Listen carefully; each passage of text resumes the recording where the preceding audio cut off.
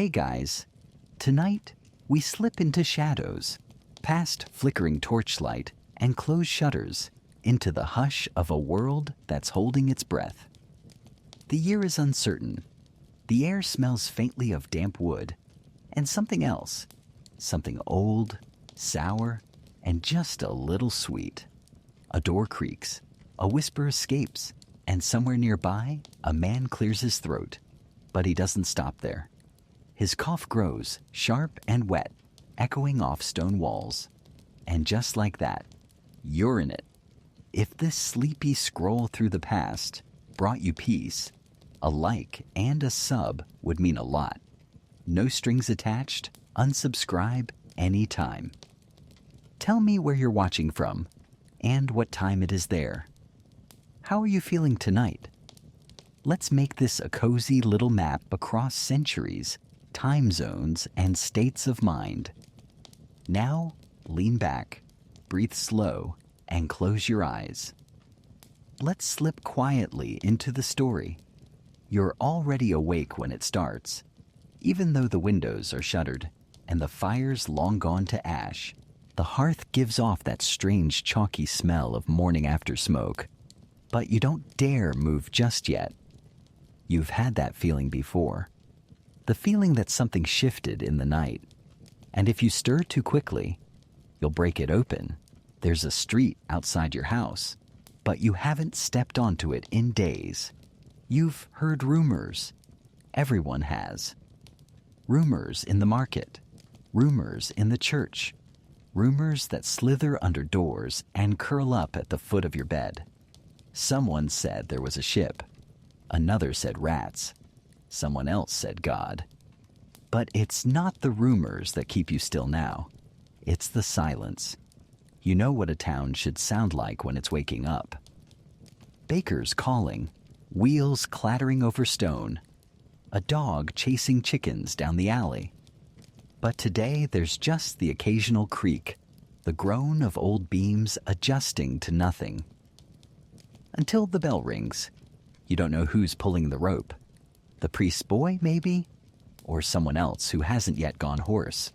It tolls once, then again. Not for mass, not for celebration. It's the bell that means someone died. You count the rings. 4. 4 since sunup. And that's just your side of town. The smell is the next thing. It's not strong yet, but it's stubborn. That rotten plum tang that clings to your clothes, the doorway, even your dreams. It's worse in the heat. You're lucky it's still spring. Lucky? In the way a candle is lucky just before the wind. No one says plague out loud. Not yet. People mumble about the sickness, or the black, or if they're feeling poetic, the great death. It's as if saying the word will summon it directly to your doorstep, as if the pestilence speaks the local dialect and is easily offended. A neighbor's child has started coughing. Not a dry, harmless little tickle either, but that brutal, body-racking cough that seems to scrape up blood from the spine. They try to hide it. They close the shutters tighter, but you hear it through the walls. They stop coughing by morning, and they don't start again. That's when you begin boiling your water. You don't know why. Someone mentioned it in the square, between prayers and crossed fingers, and a woman selling crucifixes carved from olive wood. Boil the water, she said. Sleep with rosemary under your pillow. Put your shoes facing west. You do all of it. Because not doing it would feel like asking for trouble. And at this point, trouble doesn't need a big invitation. You remember a story from a few years ago. A coastal town, far south where it began. You think it started with a single sailor. Maybe he looked tired. Maybe he stumbled a little coming down the gangplank. Maybe his skin had that grayish wax to it, like candle drippings that never set. Nobody stopped him. And now, here you are. 3 countries, 2 languages, and 1 sleepless night later. You aren't scared exactly. Not yet. You've got garlic. You've got that dried lizard tail you bought from the apothecary, even though it cost more than your last month's wages. You hang it above your bed like it means something. Some say it's divine punishment for greed, for lust, for dancing on Sundays. Others blame the foreigners, the Lombards, the Saracens, the Flemish, depending on the day. It's like the disease brought its own gossip column. Historians still argue whether the outbreak came in waves or all at once like a tidal surge, overwhelming ports, markets, homes. The only thing they agree on is that it moved too fast. One day you're selling eggs. The next, the egg baskets abandoned in the square, the eggs cracked and drying in the sun. And here's something odd. You start to notice things that weren't there before. Little charms tied to door handles, scribbles in chalk that might be prayers or warnings. You even catch a whiff of incense that shouldn't be burning this late. Spicy, heavy, drifting through the air like someone trying to bless the whole city by scent alone.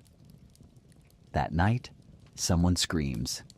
It's not long, just one sharp sound, cut off too fast like someone got embarrassed halfway through.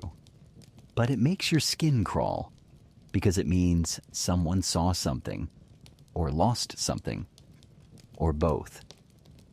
The next morning, you walk to the edge of the street and see them. 3 men carting away a shape wrapped in linen. Not a body, just a shape. They don't stop. They don't speak. They don't even cover their mouths. And that's when it hits you. You're not just afraid of the plague. You're afraid of everyone who isn't afraid enough. You begin sleeping in your clothes, eating less, speaking little. The world feels like it's holding its breath, and somehow you're supposed to breathe through it. You try not to think about the church bell anymore, but you still count. 1, 2, 3, 4. You dream about rats before you see them. In the dream, they're too quiet. Not the usual scrabbling, not the little paws tapping like rain across the rafters. These rats are slow, purposeful. You watch them crawl over shoes, over hands, over bodies still warm. One of them looks you dead in the eye. That's when you wake up and realize the sound is real. They're everywhere. You open the door just a crack, and there it is. A procession of fur, tails like dried whips, eyes glinting red in the morning light. One of them drags something limp and pink across the stones. Another disappears into the folds of a discarded shawl. The town is quiet, but the rats are busy. You've seen rats before. This isn't your first city, and certainly not your cleanest. But this is different. There are more of them. They're bolder. They don't wait until night anymore. You think back to a rhyme from childhood. Ring a roses. You mumbled it while playing in the fields, not knowing it was the language of funerals. The roses were rashy red marks blooming on skin. The pocketful of posies were dried flowers stuffed into pockets and collars to keep the smell of death away. Ashes, ashes, we all fall. You never liked that ending. Still don't. You're not the only one noticing, though. The baker down the lane has started sealing flour sacks with wax. The butcher's closed early. A man selling pears from a handcart is shouting that his fruit is rat-free. Like that's a high-end selling point now. Someone says there's a pile of them under the bridge. A furry hill steaming slightly, some still twitching. A couple of boys poked it with sticks until their mother dragged them away by the ears. The town council meets about it, supposedly. Their solution? More cats. Of course, nobody asks where the cats went. They were rounded up weeks ago. Someone said they were cursed, or carriers, or witches in disguise. It's hard to remember which theory came first, but the important thing is, people believed it. People always believe something. Now with fewer cats, The rats rule. Historians still argue whether the rat population was truly responsible for spreading the plague, or just a coincidental backdrop, a convenient villain. Some say the fleas were the real enemy. Others say it wasn't rats or fleas at all, but breath, the wet air of the dying, shared too generously. You swear you see a rat on your windowsill, just one, alone, staring through the grime. You lock eyes for a moment, and you wonder, is it looking at you or through you? It doesn't blink, just turns slowly and disappears into the night. You start sealing your doors with cloth soaked in vinegar. It stings your hands. The smell makes your eyes water. You don't care. You're not sure if it's doing anything useful, but it gives your fingers something to do. Something that feels like action, even if it's just ritual. Someone on your street paints a red X on their door.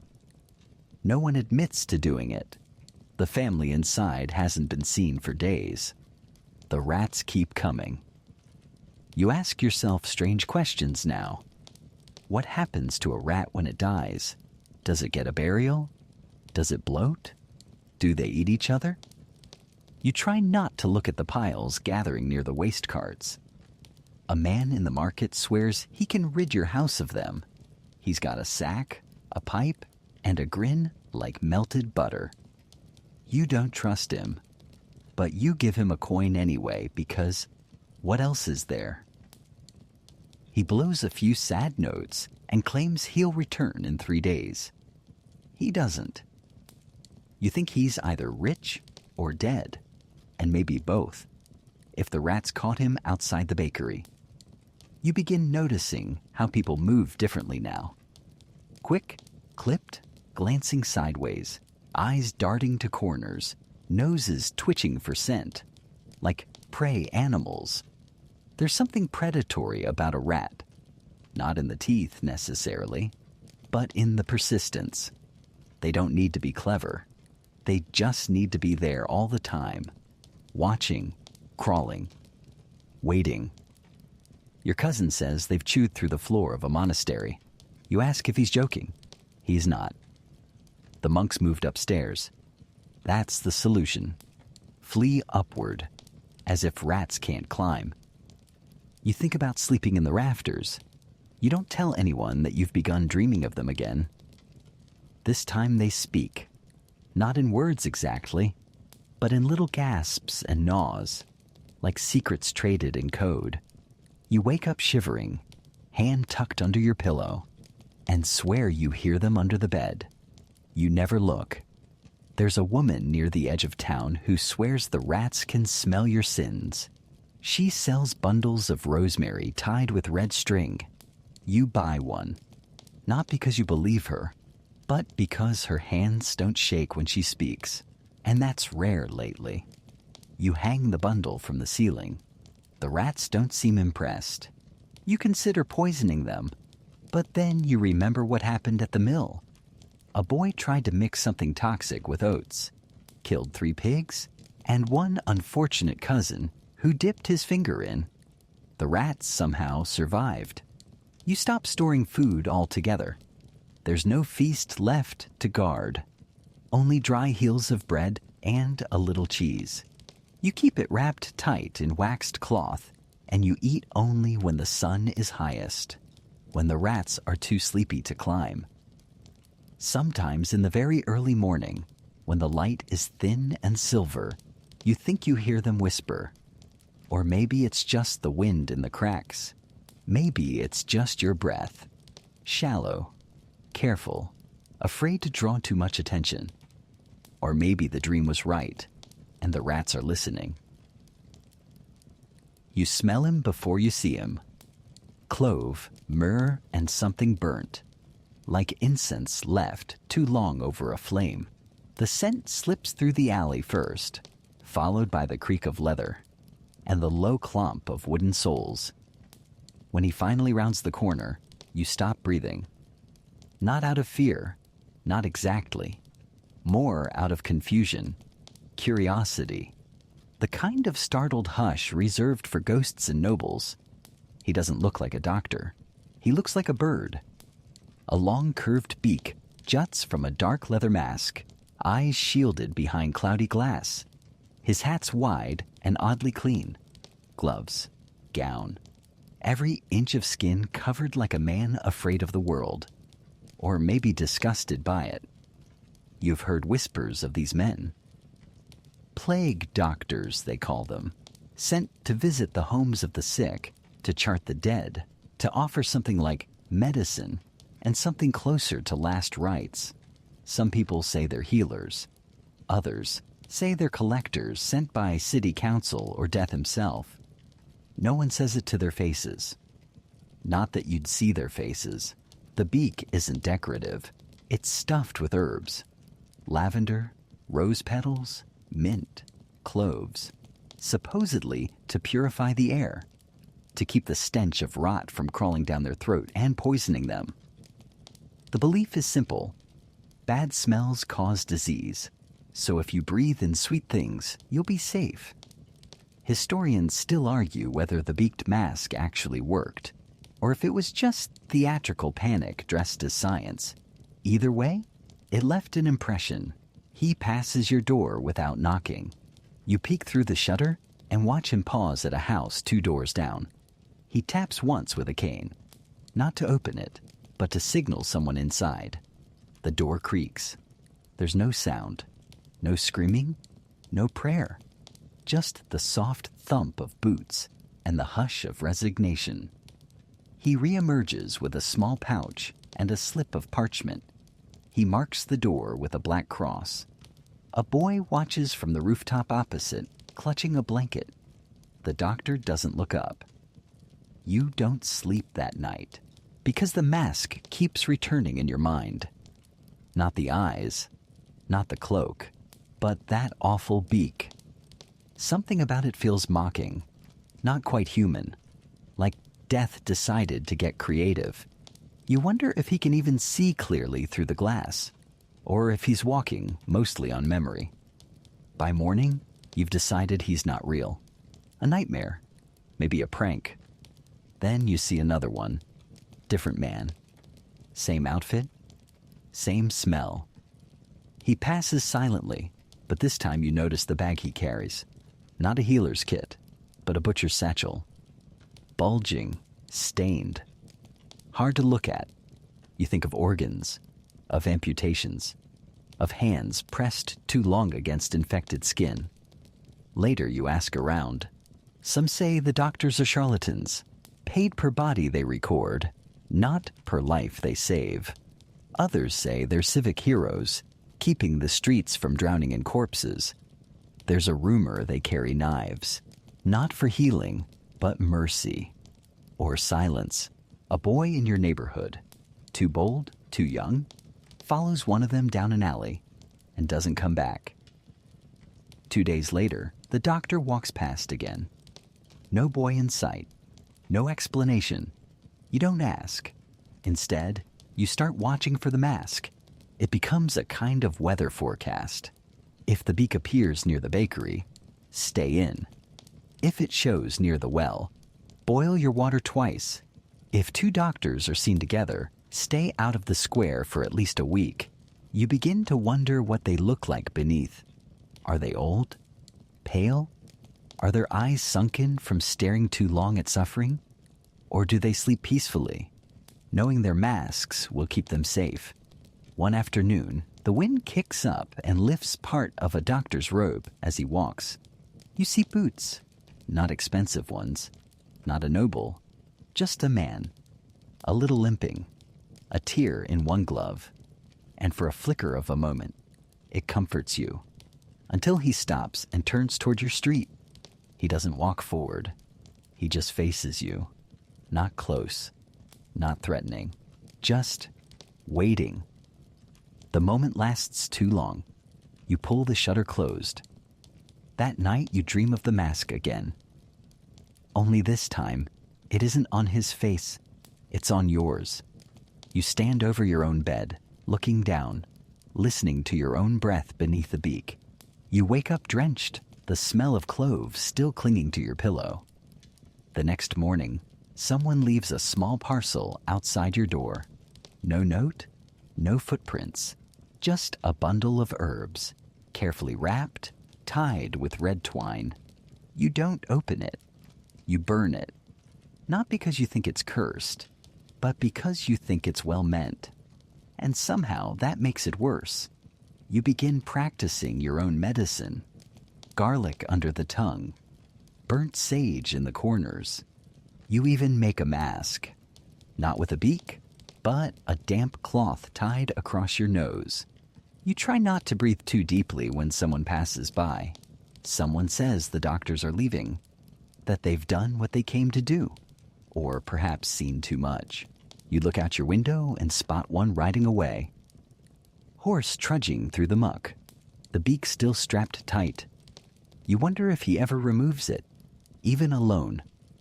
You think about that smell, that strange perfume, and how it lingered even after the man had gone. How it lingers still. The knife is clean. That's the first lie. It gleams in the morning light, catching a thin thread of sun through the shutters. Too perfect, too sharp. It rests on a cloth laid carefully over your neighbor's table, next to a bowl of water and a pile of folded linen. Beside it, a long needle, a curved hook, a pair of tongs, and something that might be a branding iron. You're not in a hospital. You're in someone's kitchen. He calls himself a physician, but he's actually a barber. You know this because he gave you a haircut last spring and nearly nicked your ear off. But he's all you've got. The real doctor hasn't been seen in days, and no one's answering at the apothecary. So here you are, sitting in a chair that still smells faintly of cabbage and soap, watching your friend sweat through his tunic as he prepares to help. You're not even the sick one. Not yet. It's your cousin, doubled over in the corner, clutching his side. His skin has taken on that strange dusky tone, like meat left out too long. And then there's the lump. They call it a bubo. It's right where his leg meets his torso, swollen to the size of an apple, and just as red.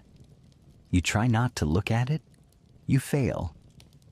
The barber wipes his hands, like that's going to do anything, and reaches for the knife. You want to stop him. You don't.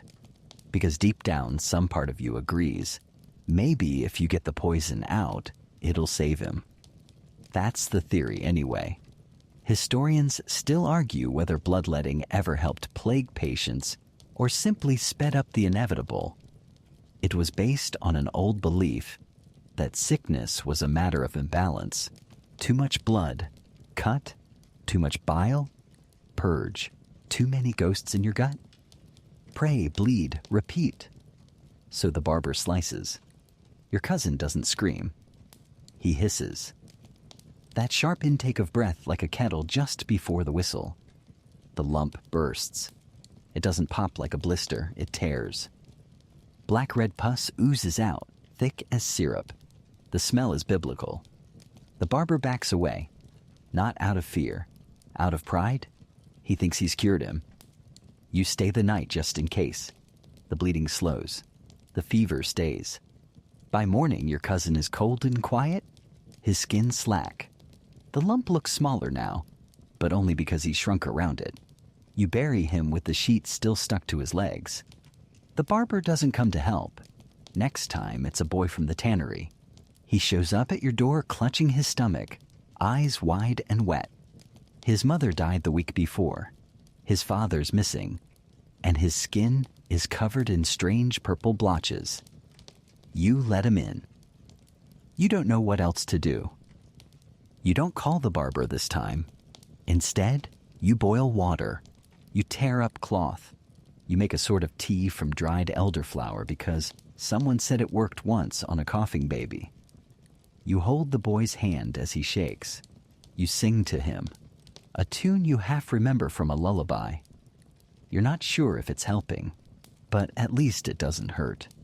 You learn to listen for signs, the rattle in the throat, the twitch in the eye, the sudden thirst.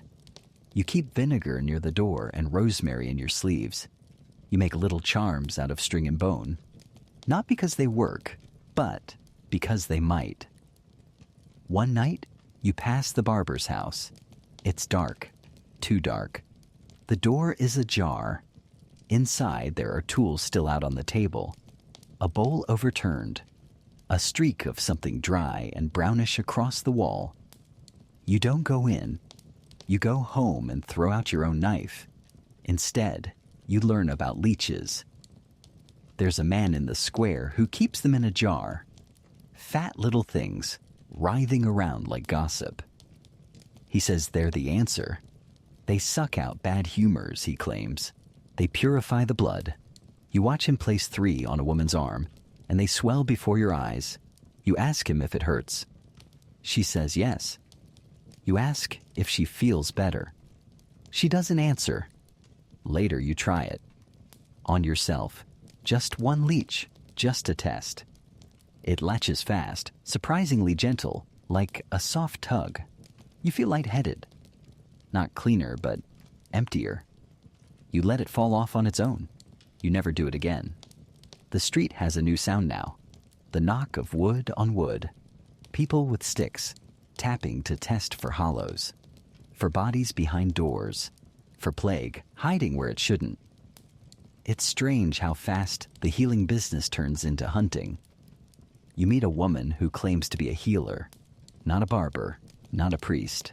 Just a woman with herbs and stories and very quiet eyes. She doesn't offer bloodletting. She offers tea, oils, baths, sleep.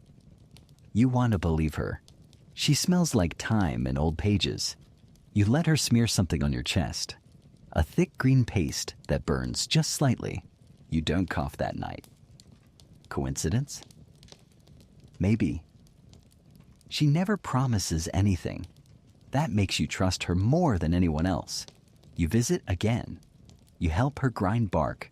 You learn to strip willow for pain. You start keeping lavender in your bed.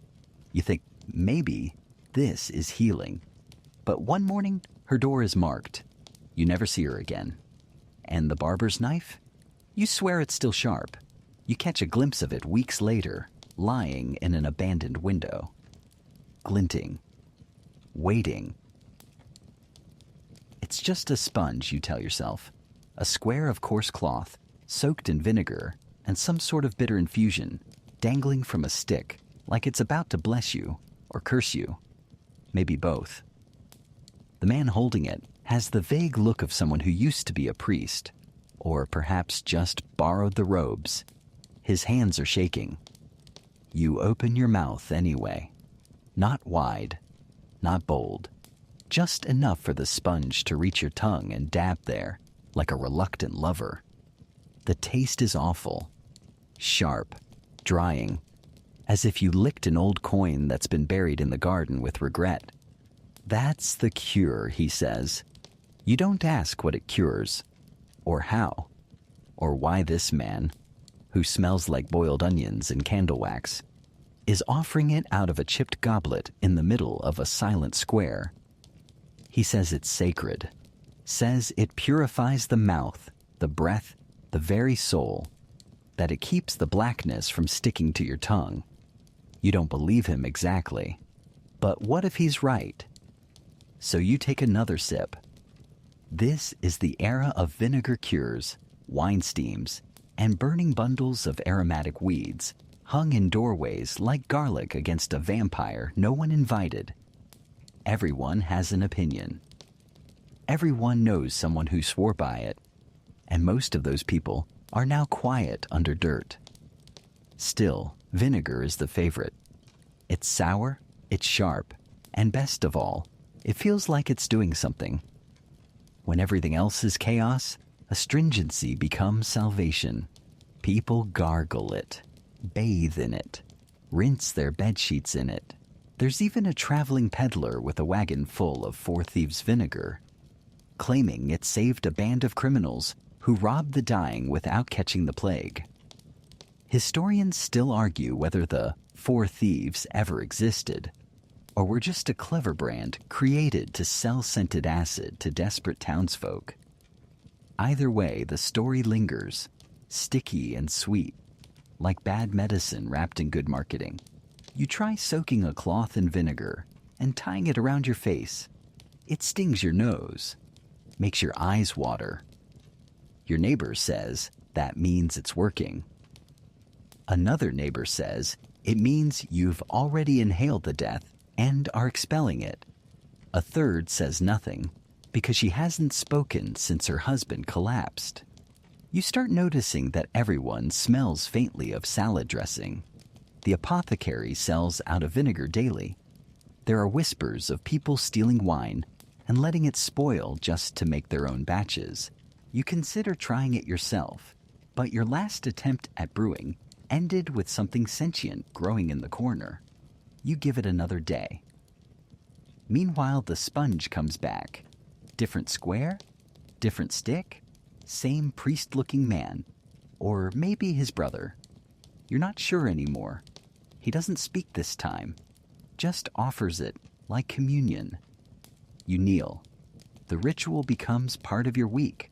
Tuesday sponge, Thursday herbs, Sunday confession to a woman who claims to read sin from the soles of your feet. You pretend it makes you feel better. You almost believe it. One day, the sponge is gone. In its place, a silver tray of garlic cloves, raw and pungent, sliced thin and left to curl at the edges. A new miracle cure. People nibble them like biscuits. Some eat them whole and walk around reeking of fire and vinegar and desperation. You try it. Once. The garlic burns a hole through your memory. You can still taste it the next morning, long after you've washed your mouth, your hands, your shame. It doesn't help, but it doesn't hurt either. That's the problem. No one knows what works. Some people get better after the sponge. Some don't. Some die before they ever see the priest, or the garlic, or the vinegar boy with his little wooden cups. And some, like you, just keep waiting. Waiting for the cough to come, for the swelling, for the moment when you'll wake up sweating and know the sponge wasn't enough. You see a man dip his own shirt into a bucket of vinegar and wring it out over his head. He says it's for protection. You think it's because he's hot and scared and wants to feel something he can control. You start doing it too. The feeling becomes addictive. The cold splash, the sting, the illusion of safety. You even begin to miss the sponge when it doesn't come. Not because it worked, but because it meant someone still tried. Late one night, you find a discarded sponge on the road. Dried, cracked, still clinging to the stick like a forgotten relic. You pick it up with the edge of your coat. You consider keeping it. Then you bury it instead. Not because you're superstitious, but because even false cures deserve a little dignity. After all, you're still here, still breathing, still sleeping near a window you won't open, still brushing vinegar behind your ears like perfume. You're not cured. You're not sick. You're something in between. And for now, that's enough. You know it's coming when he stops walking. Not stops like a pause. Stops like a tree falling.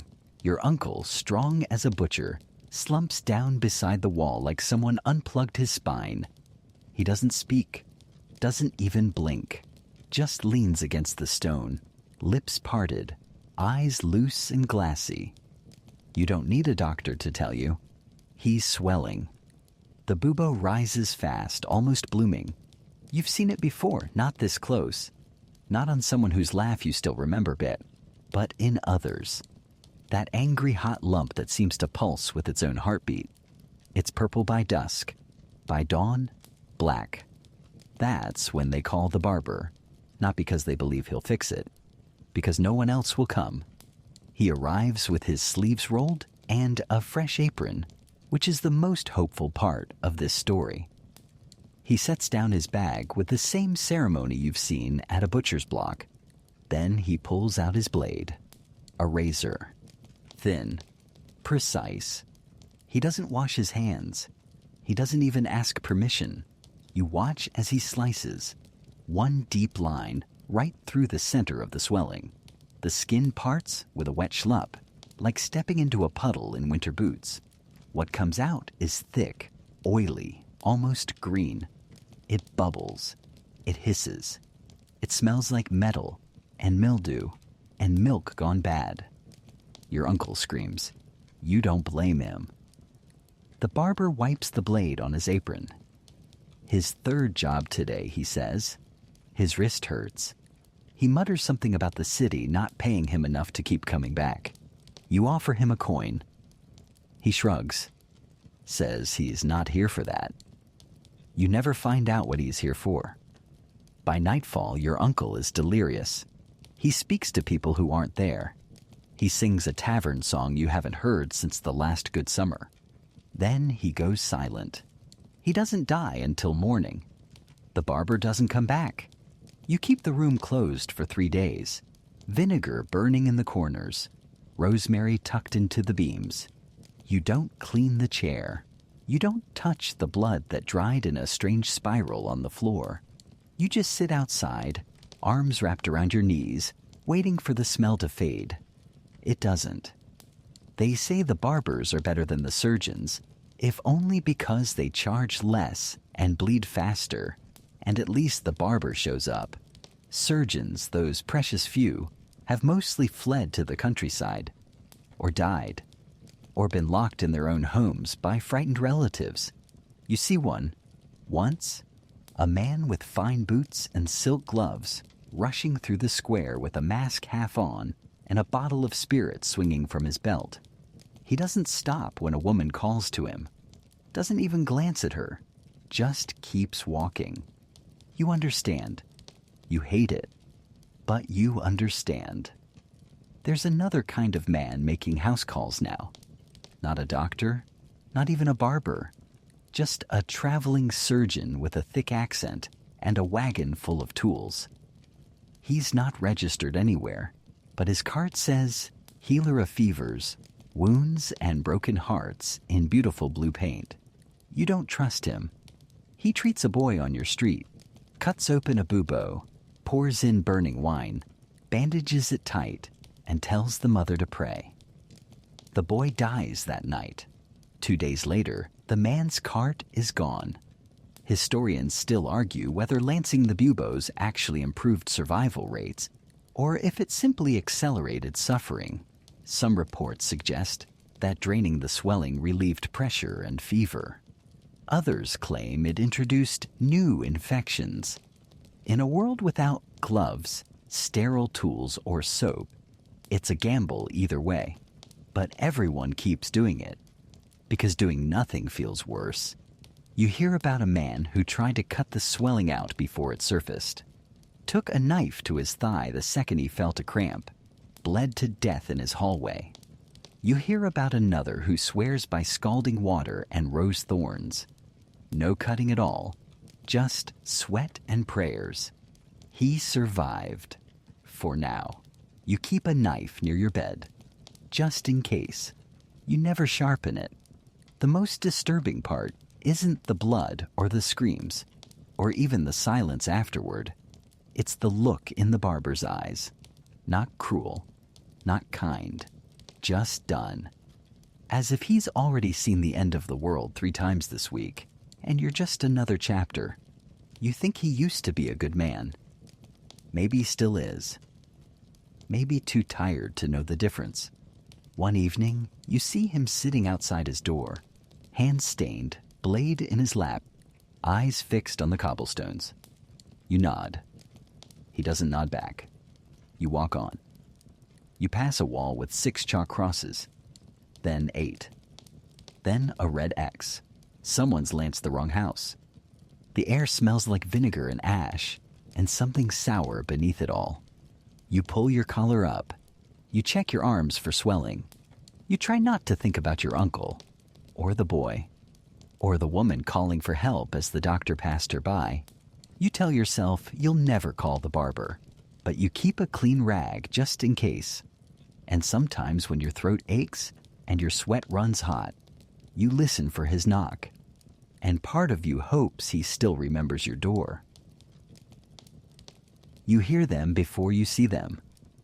Soft at first, like a chant on the wind, or maybe just a hymn hummed by someone sweeping the stones. But it grows.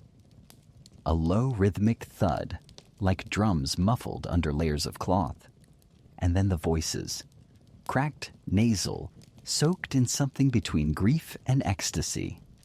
You step outside and see them, shirtless, bleeding, barefoot, wrapped in loose linen, streaked red and brown. They march in rows, each man carrying a scourge, a long rope tipped with knotted cords and sharp bits of iron. They whip themselves as they walk, not once, not symbolically, constantly. You freeze on your step, unsure whether to cross yourself or hide. Someone nearby mutters the word like it's both a warning and a prayer. Flagellants. They don't knock. They don't announce. They just arrive. Like a storm of human agony. They stop in the square, form a circle, and begin to chant. The rhythm is hypnotic. Latin, maybe. Or something that used to be Latin, worn down to vowels and moans. Then the real show begins. They whip their backs with terrifying devotion. Red streaks burst open. Blood splatters cobbles. One man collapses, but no one catches him. He rises on his own, face pale, eyes wild. They believe this will stop the plague, that their pain is purification, that if they suffer enough, God will relent, that the disease is a punishment, and like all divine anger, it can be bargained with in skin and blood. Historians still argue whether the flagellant movements were a sincere spiritual reaction or a mass psychosis. Some think they spread the plague further, traveling from town to town, dripping blood and breathing heavy in crowds. Others believe they offered people a kind of hope, or at least a sense of action when medicine had failed. Either way, they're here now, and you can't look away. You recognize someone, the baker's nephew. Quiet boy, never spoke above a whisper. He's screaming now, screaming through clenched teeth as he strikes his own back over and over until the skin parts like bark in a lightning storm. A woman nearby is weeping, not for him, for herself maybe, or the city, or someone she buried without the chance to say goodbye. You don't weep, you just watch. It feels like theater, except no one is pretending. You can see it in their eyes. This isn't performance. It's desperation carved into ritual. Every blow is a prayer. Every drop of blood, a confession. They carry a banner, faded red silk stitched with a black cross. It flutters as they march on, leaving streaks behind like the trail of a wounded animal. Later you hear that a merchant tried to stop them, said they frightened his customers. They surrounded his stall, sang a dirge in perfect unison, and left him shaking under the weight of silence. He boarded up his shop that night. You haven't seen him since. You also hear that the flagellants refused food in 3 cities, said hunger was part of the cleansing. In the 4th city, they ate everything in sight, then vanished before morning. You try to sleep that night, but the chanting echoes. You swear it's still there, beneath the rustle of wind and the whimper of a dog down the alley. You dream you're one of them, walking, bleeding, smiling. When you wake, your shoulder aches. You peek out your window the next day. They're gone, but the square still smells of sweat and old blood. Someone left a whip behind, its tip stained dark, the wood worn smooth from countless hands. A child tries to pick it up. His mother slaps it away and spits on the stones. That afternoon, someone paints over the banner's shadow with lime, tries to cleanse the stone, tries to forget, but no one really forgets the sound. You begin to wonder if they'll come back, if they can stop, if maybe the pain became the point, if suffering is its own reward when the world has no other prizes left to offer. You hear that in another town, a group of flagellants tried to storm a church, said the priest was too clean, too quiet, not bleeding enough. They were arrested, or killed, or joined by half the city. No one agrees on the ending. You begin to recognize the pattern. The same chant in distant streets, the same ragged procession, the same boys with hollow cheeks and wild eyes. They circle back every few weeks like seasons made of skin. The first time you watched from your doorstep. The second time you stayed inside. The third time you lowered your head, tied rosemary to your wrists, and whispered the old nursery rhyme under your breath, the one about ashes. You still find streaks of blood on the stones near your house. Faint, washed thin by rain, but they're there. A memory no one asked for. It starts with smoke. You smell it before you see it. Sharp, bitter with a sweetness that makes you feel vaguely guilty. Not incense, not wood, something darker, something personal.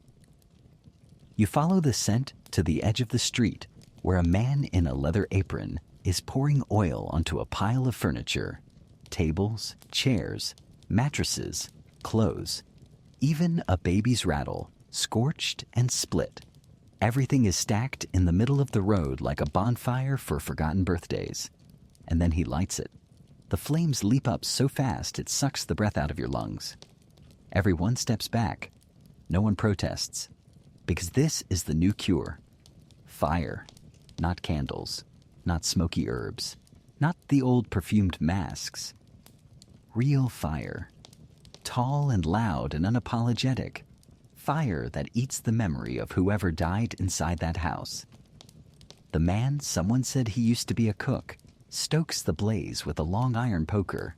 He hums while he works, like this is just another recipe. You wonder how many houses he's cleaned this week. 4? 10? More? This is London, and London is trying something different. The city's decided it would rather burn than rot. It's not official policy, of course. The mayor hasn't declared anything. The priests still cling to their incense. But enough people have seen what lingers in a bed long after the body is gone.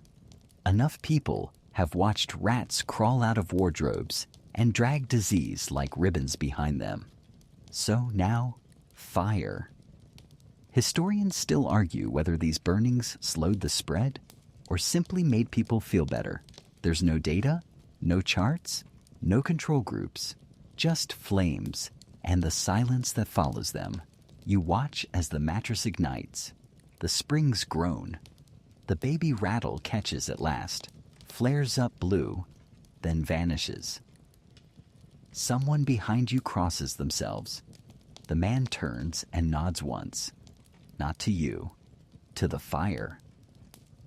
Later, you pass another house already marked for burning, a white X chalked over the door, and a pile of furniture in the yard waiting to be sacrificed.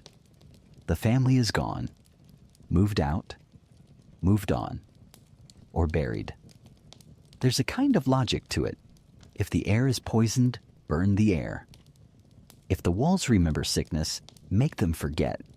You start moving your own things out, not because you're sick, just in case. You leave the bed frame, but roll up your rug and stash it in a neighbor's attic. Your favorite coat goes in a vinegar bath. Your books get tied in oilcloth and buried in a shallow pit. You're not superstitious. You're precautious. A few streets over, someone sets fire to an entire row of houses. The flames jump roof to roof like dancers. No one tries to stop it. Some people even cheer. You learn that plague can't live in flame. Or maybe it hates flame.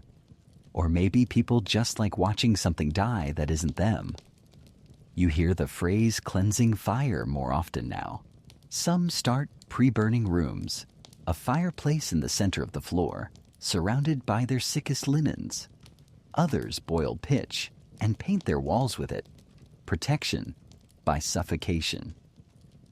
One family lines every window with wax-sealed glass and keeps an ember tray near the entry. They say their daughter is fine now. No one's seen her. One morning, you wake to find your neighbor's chimney belching black smoke. You rush over, heart pounding, only to discover they've torched the dining room themselves. A controlled cure. The table was old anyway. The curtains were dusty. They look relieved standing there in the soot and cinders.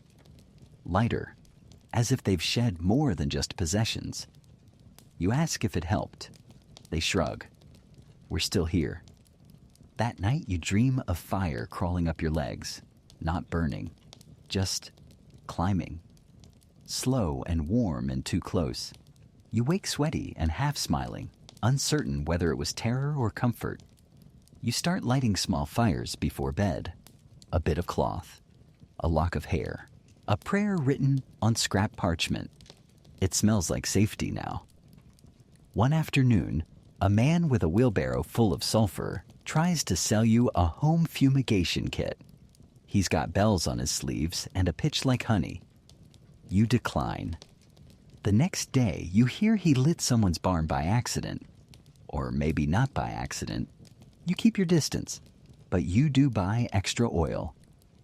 Not because you plan to burn your house, but because maybe one day, when the cough starts, when the swelling rises, when the vinegar fails, and there's comfort in knowing you can light the match, that you don't have to wait for someone else to come by with his poker and apron. You ask around for firewood. It's expensive now. More than meat, more than medicine. But you trade your last bundle of dried lavender for 3 logs and a little pine kindling. You stack them in your courtyard. You don't light them. Not yet. But you sleep better knowing they're there. Just in case. Niru. The hammer lands with a flat, final sound. You hear it from the far end of the street just after breakfast. Not that you're eating much these days. It's a sound that cuts through chatter, through prayers, even through fear. A short, blunt thunk, like someone sealing a coffin. Because they are. It's not a coffin they're nailing shut. It's a door. You edge closer, pretending not to watch. But everyone watches. The hammer strikes again.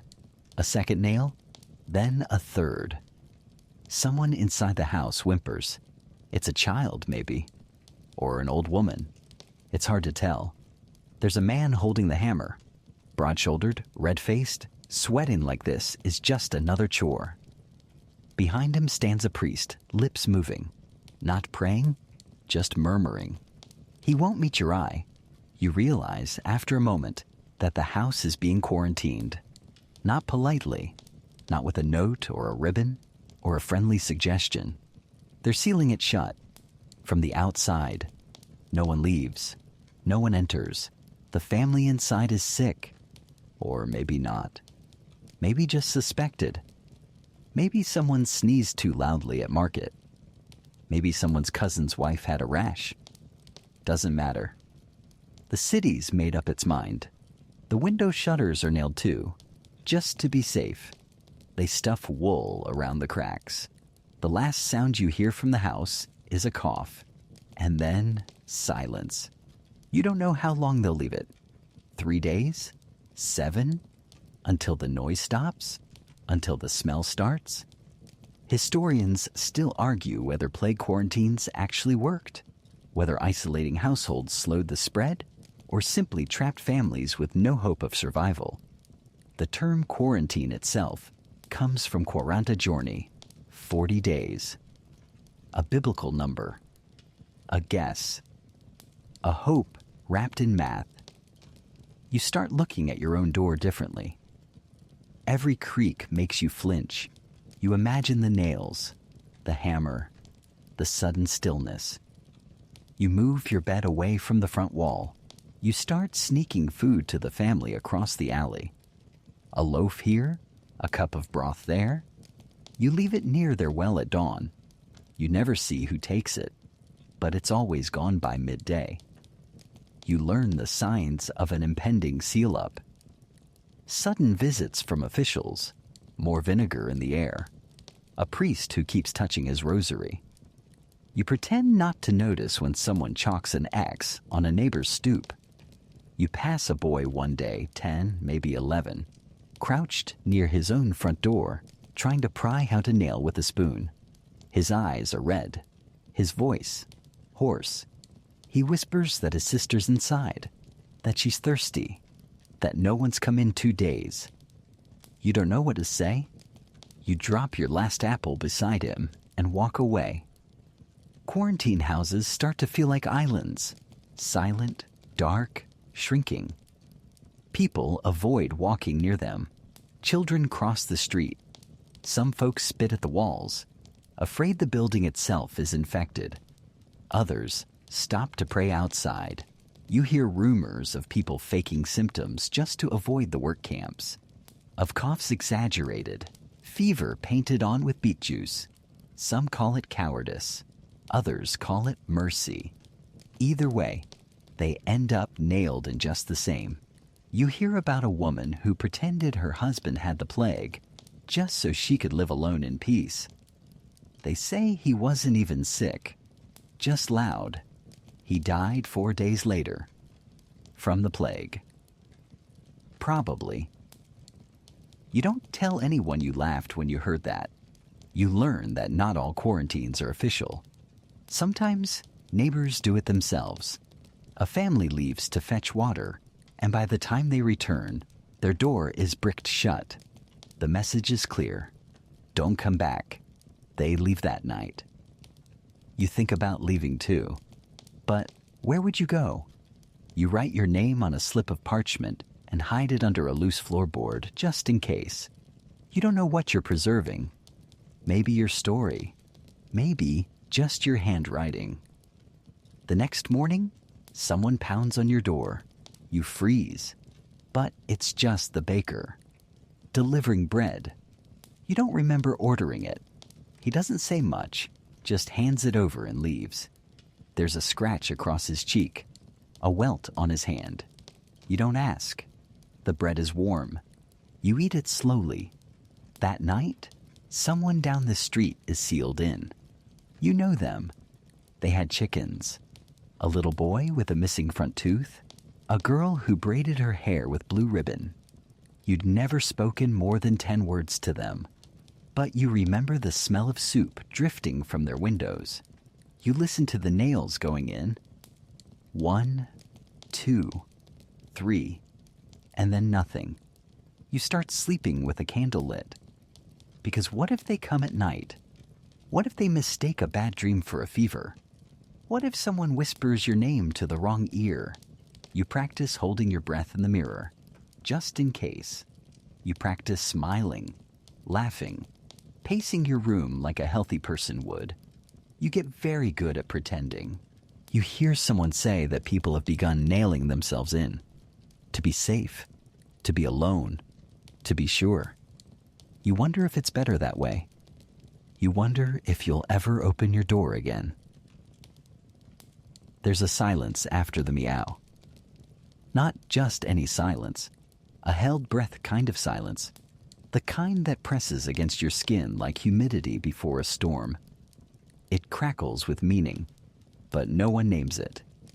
That's how it starts. A single cat, sleek and black, winding its way through the square like it owns the stones. Eyes like wet emeralds. Movements smooth as ink on vellum. It doesn't mewl again. It doesn't need to. The people see it. A few glance. One spits. Another crosses themselves with more force than necessary, as if their fingers alone might ward off whatever curse it carries. Then the murmurs begin. Always the murmurs. That cat is a witch's familiar. That cat drank from a sick man's bowl. That cat's eyes are too green. Unnaturally so. You look at it. Really look. And realize how little it takes now for something to be dangerous. 4 legs, a tail, and a moment of bad timing. That's it. That's the math now. No proof. Just presence. Just wrongness decided by committee. The next day, the cat is gone. The day after that, the cats begin to die. Not en masse. That would be too visible, too hard to explain. No, they vanish the way warmth does from a dying fire. Quietly, one ember at a time, in alleys, in corners, beneath carts, on thresholds. The kind of deaths you have to look for to find. You find one behind the tanner's shop. Gray, slight, ribs like thin fingers under fur, curled up as if sleeping. But you know sleep. This is not it. You cover it with your scarf. You don't cry? There isn't time for that anymore. Grief now must be portable, folded small, like bread for a journey you didn't plan to take. And still, they blame the cats. It makes no sense, of course. And that's the most dangerous part. Cats catch rats. Rats carry fleas. Fleas carry plague. It's not complicated. But logic doesn't survive where fear thrives. Fear rewrites everything. It does strange math. People say the cats are unclean, that they track disease in on silent paws, that their breath is poisoned, their eyes cursed, that they sip illness from puddles and deliver it to cradles, that they were always too independent, too aloof, too other. Historians still argue whether the extermination of cats worsened the plague's spread, whether the rats took over because their predators were gone, whether superstition fed the sickness, whether ignorance had teeth. But you live here. You don't need footnotes. You've seen the empty windowsills. You've heard the gnawing in the walls. You know, people needed something to blame, and the cats, silent, watching, unwilling to beg, couldn't argue back. You hear about a woman stoned in the market, not for theft, not for spells, not for raising her voice, for feeding strays. She didn't own a cat. She only scattered crusts behind the bakery when she thought no one saw. But someone always sees now, always reports, always whispers. She's still alive, they say. But she's gone. They say she moved beyond the city wall. With the cats. You notice it then. Not all at once, but enough to feel it. The silence deepening. The nights grow longer, emptier, except for the rats. They're louder now. Brazen, scuttling openly across doorsteps, skimming along rafters, nesting in forgotten boots. You catch one watching you from a fence post, bloated and smug, like it knows what it's inherited. You miss the cats.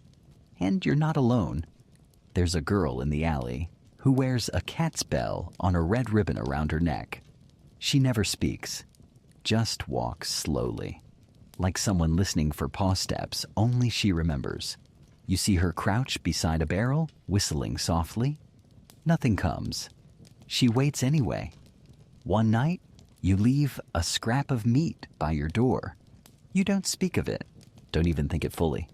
You just do it. Like a memory your hands remember before your mind catches up. A kindness you disguise as clumsiness. By morning, it's gone. No crumbs, no blood, no droppings, just absence. That night you dream of purring, low, steady, ancient, like a lullaby hummed in a tongue older than guilt. When the plague first came, people feared rats, then travelers, then foreigners, then wind from the east, then cats, then women with birds, then boys with one blind eye, then anyone who didn't cough the right way.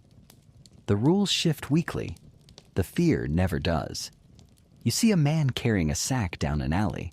It twitches. You ask what's inside. Just filth. He mutters and keeps walking. He doesn't look at you. You don't ask again. There's a corner of town that still smells like charcoal and rot. The burned-out granary. People avoid it. They say it's cursed. You wander there once unintentionally, following no trail but your own wandering mind. That's when you see them. 3 cats. Ragged, gaunt, radiating defiance. One arches its back. The others don't even blink. They know better than to waste fear on humans now. You sit. You say nothing. You leave behind the last of your bread. You walk home with ash on your palms and something heavier in your throat. The weight of having lived through too many things that cannot be undone. You start to wonder, what else have we burned that we didn't need to? They say the cats were devil's messengers, that they whispered plague into cradles and licked death into wounds, that they read dreams and cursed wells. They say too many things. One evening, you find a cat on your windowsill, pale gold, one ear notched, eyes like truth. It does not flinch. You whisper, "I'm sorry." It does not blink, but it stays. You sleep that night with the window open. First time in weeks, the air tastes less sharp. By morning, the cat is gone, but there's a dead rat in the corner. A gift. No ceremony, no fanfare, just quiet restitution. A gesture that says, we still remember how to protect each other. You bury it carefully. And maybe, just maybe, this is what healing looks like now. Not loud, not immediate, but real. One gift, one night of safety, one cat who doesn't scratch. You think his hands are clean until he touches you. Not a slap, not a grip, just a casual brush of fingers. To check your pulse, maybe, or tilt your chin. And suddenly your skin is crawling, not with illness, but with suspicion. 'Cause something's under his fingernails.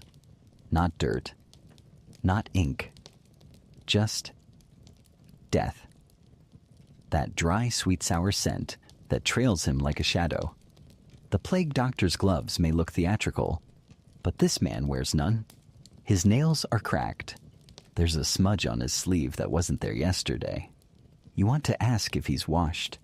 You don't, because he's a doctor, or at least says he is. You let him prod your neck. He squints at your eyes. He taps your ribs with a knuckle. Then he shrugs and says, "You'll live." Like it's a matter of odds. He leaves you with a pouch of herbs and instructions to boil them until they smell less like regret. You follow the instructions. You sip the tea. You don't die, but that doesn't feel like his doing. It feels like luck. Doctors aren't what they used to be.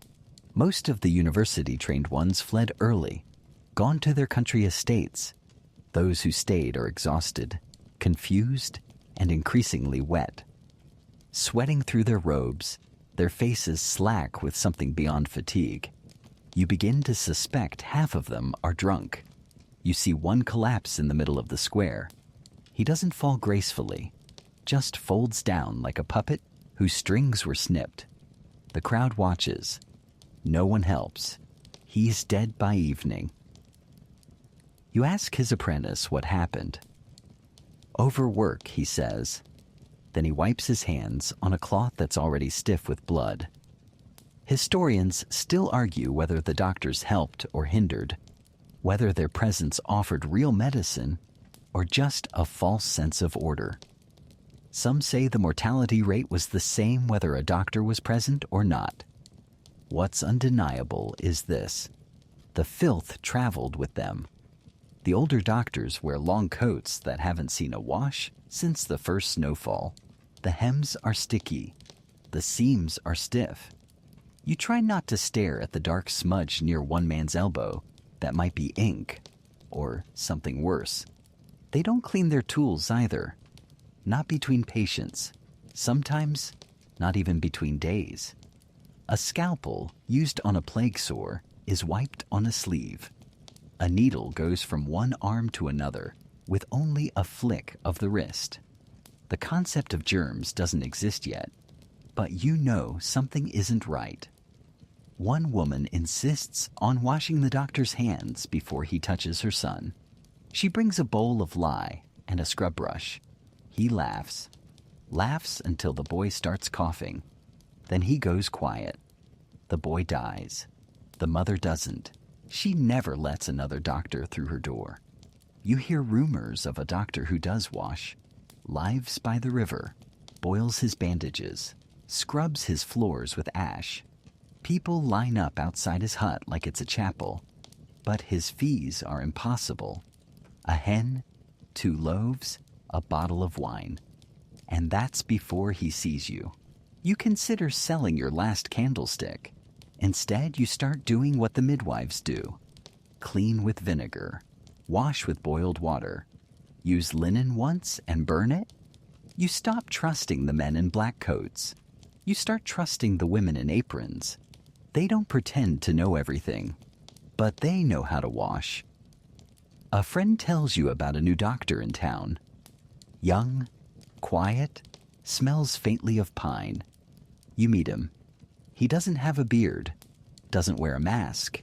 He brings his own cloths. He soaks his instruments in alcohol. He even listens when you speak. You offer him soup. He accepts. You start sleeping better until he disappears. No one knows where he went. Some say he died. Others say he left because he wasn't appreciated, or paid, or protected. You start coughing again that night. Not badly. Just once. But you notice.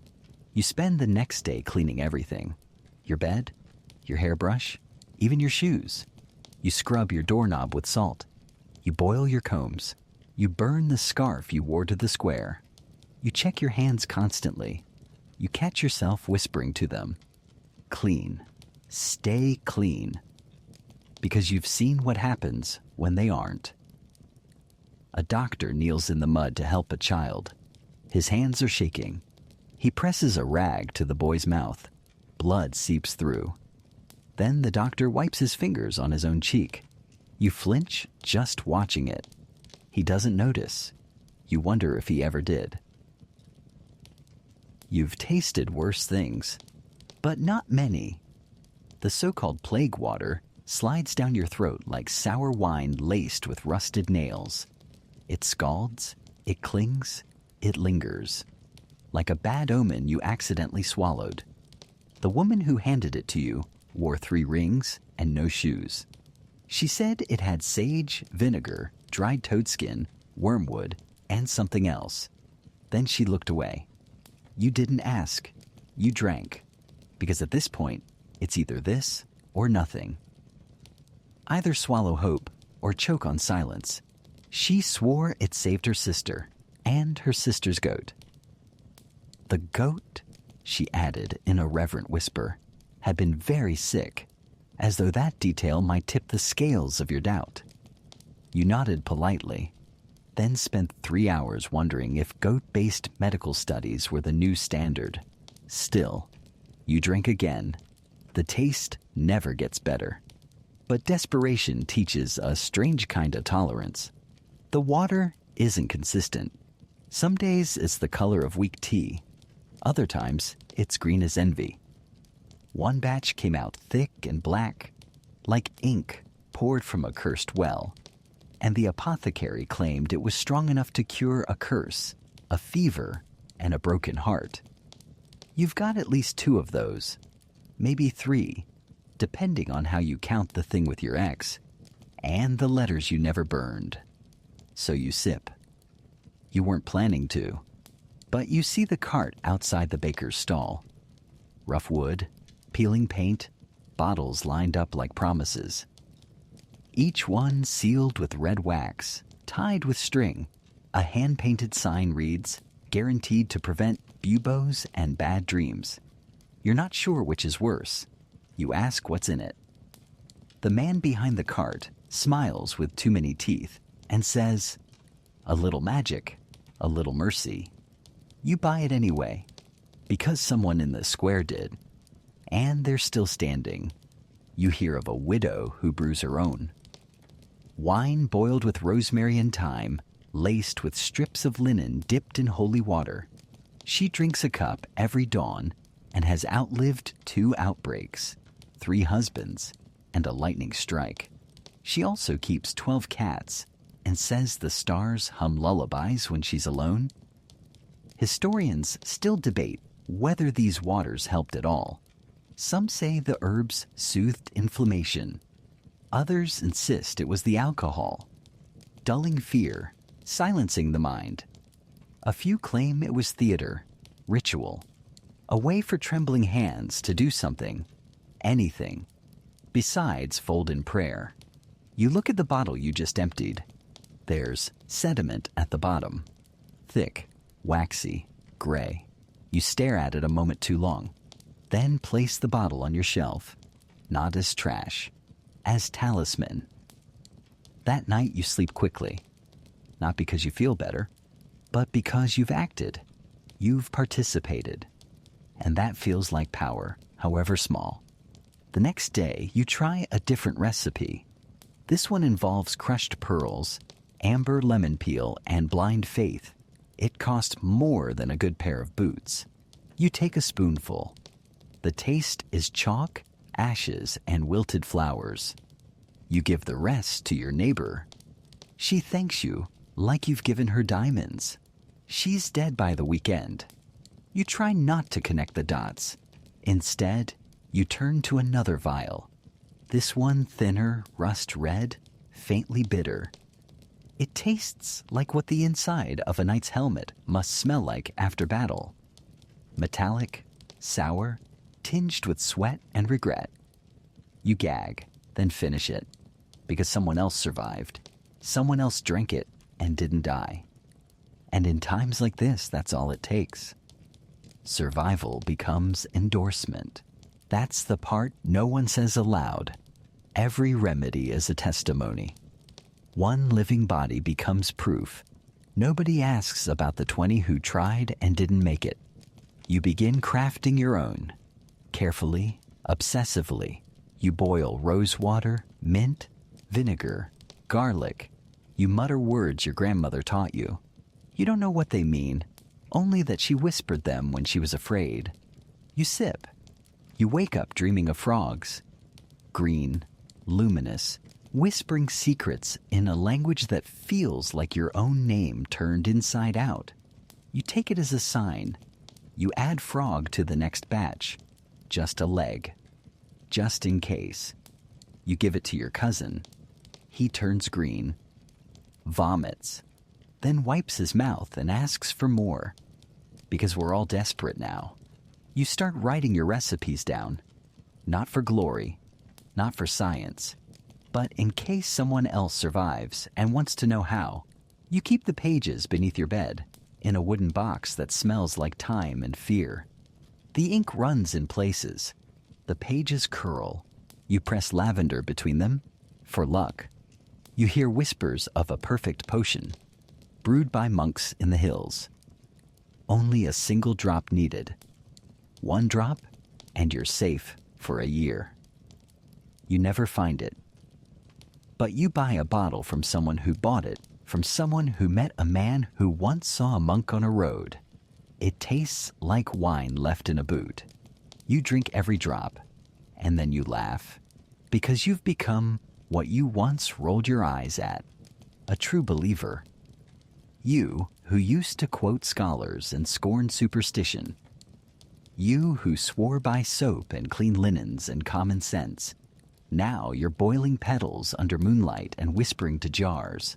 You're washing frog legs with rainwater and blessing them in 3 languages, hoping one of them will stick. Because something has to work, right? Right. You're not usually one to kiss bones, but tonight is different. It begins, as these things always do, with a whisper. Someone murmurs that the relic is real.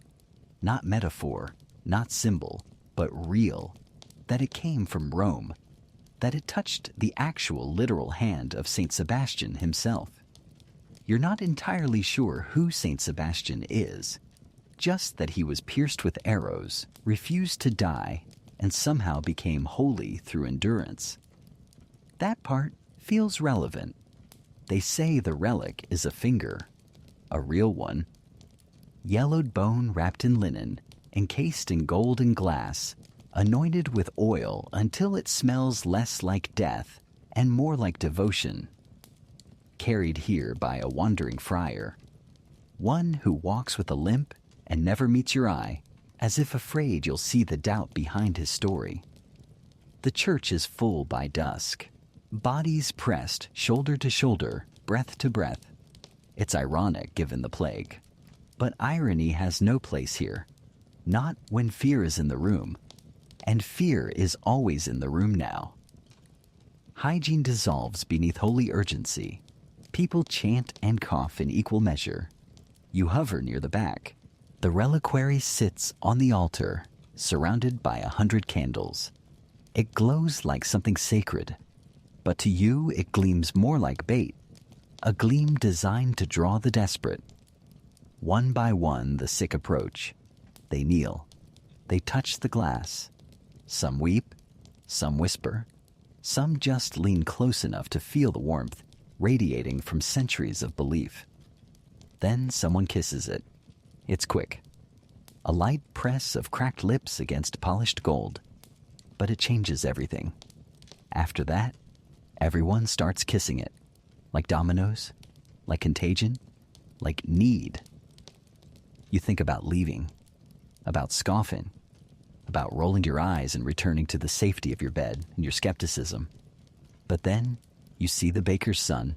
You remember him, pale as parchment, his cough like wet paper tearing in his chest. You hadn't seen him smile in weeks, but now he does. He kisses the glass, steps back, and smiles. A real one. You move forward before you realize it. Your feet carry you like a pilgrim who forgot not to believe. You kneel. You close your eyes. You press your lips to the relic. It's warm. Maybe from the candles. Maybe from the fevered mouths before yours. Maybe from something you'll never name. When you rise, nothing changes. No light splits the ceiling. No angel sings. Just murmurs. Just breath. Just the faint scent of sweat and frankincense soaked into the bones of this crumbling chapel. But that night, you don't cough. You don't sleep better. Not exactly. But you rest differently. Like something old has shifted a little in your chest. Not healed, not vanished, just moved. In the morning, the rumors begin again. They say a woman who kissed the relic danced the next day. That a man collapsed in the aisle and never rose. The stories contradict, compete, multiply. One relic. Infinite meanings. Historians will argue later. Was the relic a comfort or a contagion? A balm or a vector? They'll write papers, draw diagrams, measure breath and dust. But you lived it. You know the truth is less about transmission and more about permission. Permission to hope, even briefly. You return the next evening, but you don't kiss the glass. You sit in the shadows and watch. The friar is there, wiping the reliquary between kisses with a cloth that looks more ceremonial than sanitary.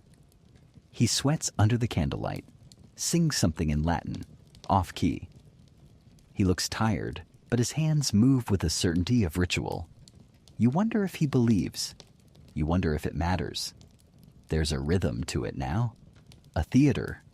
The flickering candles like footlights, the hush before each touch, the moans, the cries, the occasional collapse. It feels more like a performance than a prayer. Then someone grabs the reliquary, just snatches it from the altar. A young man, quick-footed, frantic. He makes it halfway down the aisle before his heel skids on wax. He falls. The reliquary hits stone. The crowd descends. You hear bones break, not the relic's. His. They drag him outside, his shouts swallowed by the night. The friar picks up the reliquary, brushes it off, sets it gently back on the altar, and gestures to the next in line. You stop going after that, but the image follows you. A bone, kissed by hundreds. Wholly through repetition, you start hearing about other relics, a lock of hair from a virgin martyr, a shard of the true cross, a vial of blood that never clots, a sandal from a saint who once stood beside the Holy Sepulchre, or near it, or toward it, or at least thought about it once. They're everywhere now, sprouting from fear like mushrooms from rot. Each one a promise, each one a price. You see a man wearing a reliquary around his neck, a glass bead filled with something red and thick. He clutches it like a weapon, refuses to speak to anyone who won't kiss it first. You don't. You keep your mouth to yourself these days. Still, that first night lives inside you. The warmth of the glass, the flicker of light on gold, the shared breath of strangers trying not to die. You think of it when the cough returns, faint, then sharp, when your lungs feel tight, when your breath hitches in the dark, and you wonder if this is it, or just the wind changing. You don't return to the church, but you do light a candle. You place it in your window, and you whisper, not to Sebastian, not to saints, not even to God exactly, just to whoever or whatever might be listening, even if it's only bones, even if it's only memory, even if it's only you speaking into the silence, hoping something speaks back. You arrive at the spa town with high hopes and low expectations. They say the waters here are healing, that nobles and scholars come to bathe in the mineral springs and sip steaming broths made from moss and limestone, that the air is pure and the mud is restorative and the illness, while present, is polite. But the first thing you notice is the coughing, soft at first, genteel, you might say, but persistent. You hear it from open windows, from behind embroidered handkerchiefs, from the man in the silk robe sitting beside you at the inn, pretending he's just clearing his throat. He isn't. No one says plague here. It's the vapors, or a chill, or digestive complications caused by damp humors. You watch a woman nearly pass out from fever and still insist it's from overexposure to walnut oil. You nod politely. Everyone is pretending. The spa itself is beautiful. White stone, copper taps, pools of warm, murky water that bubble faintly with the smell of sulfur and secrets. You're instructed to disrobe, wrap yourself in linen, and step carefully into a tub where at least 6 other people are already sweating. You do as you're told. The water is hot. Almost too hot, but you grit your teeth and submerge. Around you, people sigh dramatically, as if illness might be steamed out like wrinkles in a tablecloth. Someone whispers that Goethe once bathed in these very springs. You don't know who that is, but it sounds impressive. You try to relax, and then someone coughs into the steam. You flinch. No one notices, or they pretend not to. You emerge 40 minutes later, pruned and lightheaded. A servant offers you a cup of broth made from root vegetables, parsley, and what smells distinctly like boiled socks. You drink it anyway. This is what you came for after all. Health, rebirth, restoration. You just didn't expect it to be quite so crowded. You retire to your room, which is painted a calming shade of green and has 3 different pamphlets on the benefits of mineral-rich mud. You smear some on your legs. It tingles. You pretend it's working. Historians still argue whether these spa towns provided any real protection from the plague, or simply gave the wealthy a cleaner place to suffer. The belief in healing waters goes back centuries. Before microscopes, before medicine, before modesty, you lie on your narrow bed and stare at the ceiling. You hear a woman in the next room vomiting. You hear someone laughing in the corridor. You hear the cough again. There are rules here. No talking at meals. No salt. No spices. No news from the cities. The idea? is to keep the body calm and the spirit untroubled. Your room is checked twice a day by a nurse with gloves and a smile you don't quite trust. She brings more mud. You try the cold bath next. It shocks your breath from your lungs. You exit shivering. But the attendant tells you that's how you know it's working. You nod. Everyone nods. No one leaves. Not even when the coughing gets worse. Not even when the man in the silk robe collapses beside the lavender bush. They just move him gently into the shade and bring another cup of parsley broth. You think about leaving. But where would you go? You paid to be here. You paid a lot. And for what? A bath, a soup, a fever delayed by 2 days. You decide to make your own tea. You boil mint and thyme and a little bark from the elm tree near the wall. It tastes like regret, but at least it's your regret. You start walking the perimeter of the spa every morning. 3 slow laps before breakfast. It becomes a ritual. You nod at other walkers. Some smile, some don't. One day you see the nurse walking alone. Her gloves are gone. Her hands are shaking.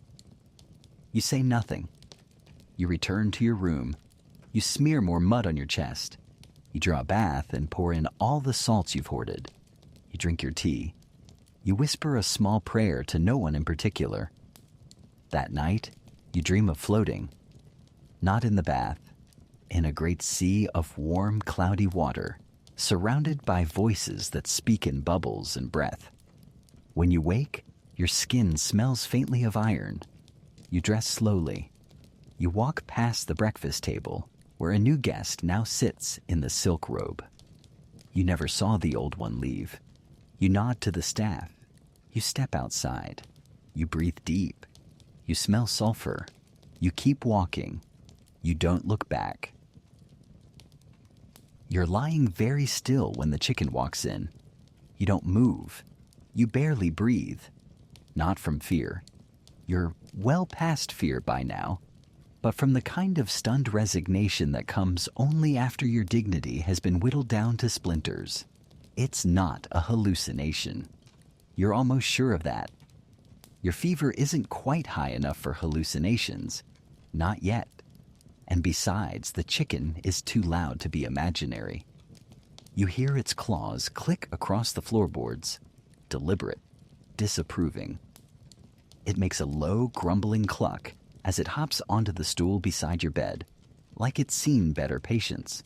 Then someone ties it to your chest. You blink.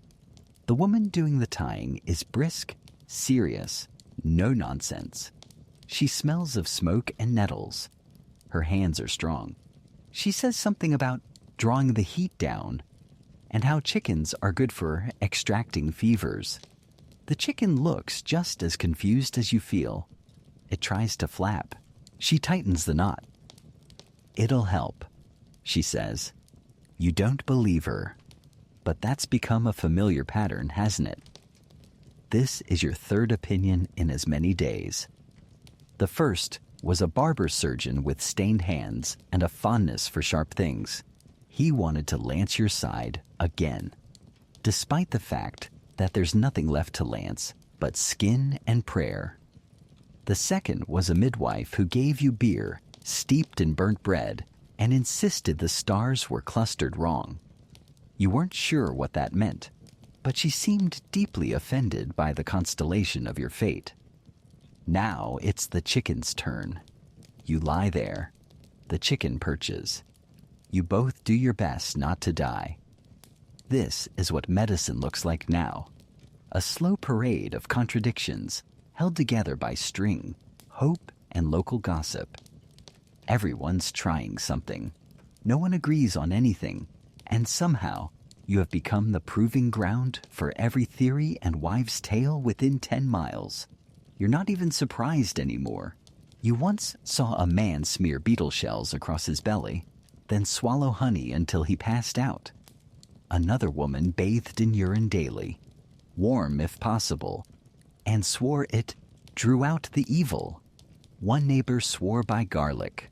Another claimed it invited death through the nostrils. And someone's aunt was caught trying to suck on river stones because they remembered the clean times. There's no consensus, only creativity.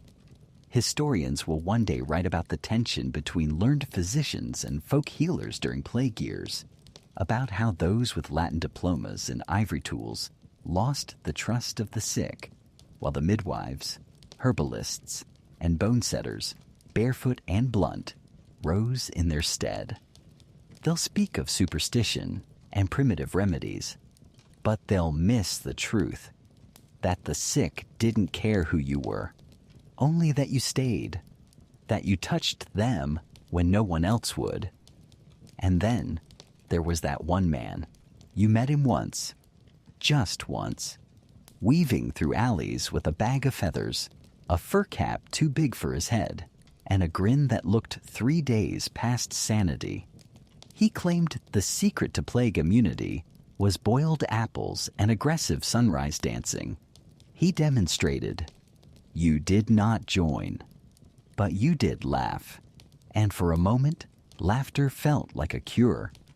Now, lying in a stale room with a chicken tied to your ribs, you wonder what future scholars will make of this. Will they read a record of your name and footnote it? Patient 1437, subject of live chicken fever treatment. Will they mock it? Or will they simply nod, understanding what people do when nothing else works? You hope they leave the chicken out of it. Eventually the bird settles, its feathers warm against your skin. It stops squirming. You don't feel better, not exactly, but the woman nods anyway, says your color's returned, whatever that means. She declares the chicken drained and unbinds it. You don't ask where it's going. Some things are better unasked. Later, a priest arrives. Not your priest, just a priest, the kind that rotates between parishes and plagues like a holy errand boy. He carries a vial of Saint Blessed wine and a thumb slick with oil. He murmurs prayers in 3 languages. You recognize one of them. He touches your brow. He blesses your spoon. He leaves. The wine tastes like sour vinegar and damp stone. You drink it anyway. A few hours later, your neighbor comes by. The kind one, the one who always smells of soap and wood smoke. She presses a compress of dandelion pulp and ash to your forehead. It's cool, soothing. You nearly cry. She doesn't take your money, just pats your hand and tells you to rest. You do. You dream of the chicken. In your dream, it wears a tiny crown and speaks fluent Greek. It debates fever theory with a goose. You wake up half smiling and soaked in sweat.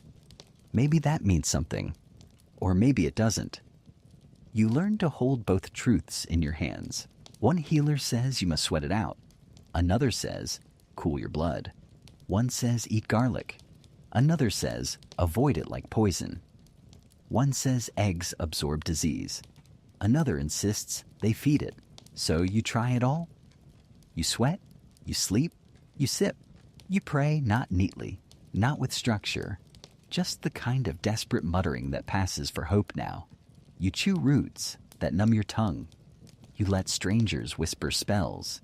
You let eggs roll across your skin, slow and reverent, like they know something you don't. You don't know which part helps. But one morning, the fever is gone.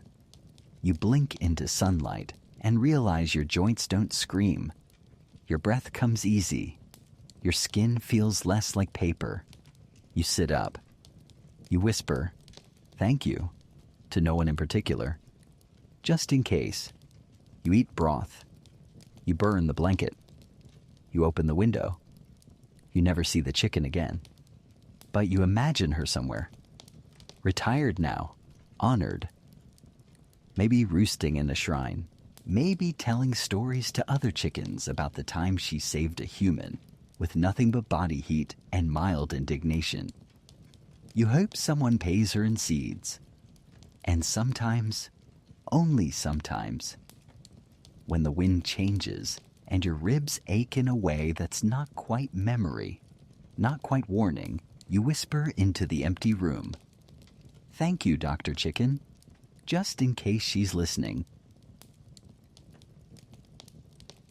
The ship's been there for 3 days, just sitting, unmoving, unmoored, a black smudge against the silver horizon, pinned where sea meets sky like a forgotten name.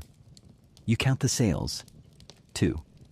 Both ragged, limp with windless resignation. No flags, no flare, no signals.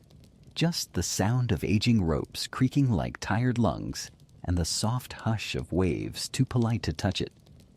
They say it arrived at night. No fanfare, no warning. It drifted in under moonlight, dropped anchor with the gentleness of a body laying itself down. You ask if anyone's gone aboard. No one meets your eye. Someone mutters that the harbor master's cousin tried, took a rowboat and a lantern, said something about answers before he left. Tied up, climbed the side, never came back. The rowboat returned by morning, empty, bumping gently against the dock like a dog waiting for someone who won't return. No one's tried since. The harbor has grown quiet. The dock hands whisper. The porters don't sing. The gulls, usually loud and merciless, keep their distance. The air itself feels thinner near the water. Even the wind seems careful. You hear rumors. It came from Venice, some say. Others say Alexandria. Or further, somewhere that doesn't have a name anymore. A place rewritten by plague and rumor. They call it a ghost ship, or a death ship, or a ship that forgot how to leave. You watch from the hill, arms folded against the rising wind, a knot in your stomach that tightens when you look too long. Because this isn't the kind of silence that feels peaceful. It's the kind that feels intentional. You meet a man at the tavern who swears he saw movement on deck. A figure, pale, slow, drifting across the rail, not walking, gliding. It turned, he says, and stared back at him. Eyes like empty wells. You want to laugh, but you don't. 'Cause what if he's right? The ship rocks gently in the tide, as if breathing, as if waiting. The kind of motion that feels like a lullaby sung for the dead. You try not to think about the bodies. But of course there are bodies. There must be. No ship floats that still unless it's holding something too heavy to move. Historians will later argue about plague ships, whether they were quarantined for health or cast out for fear. Some cities enforced strict rules.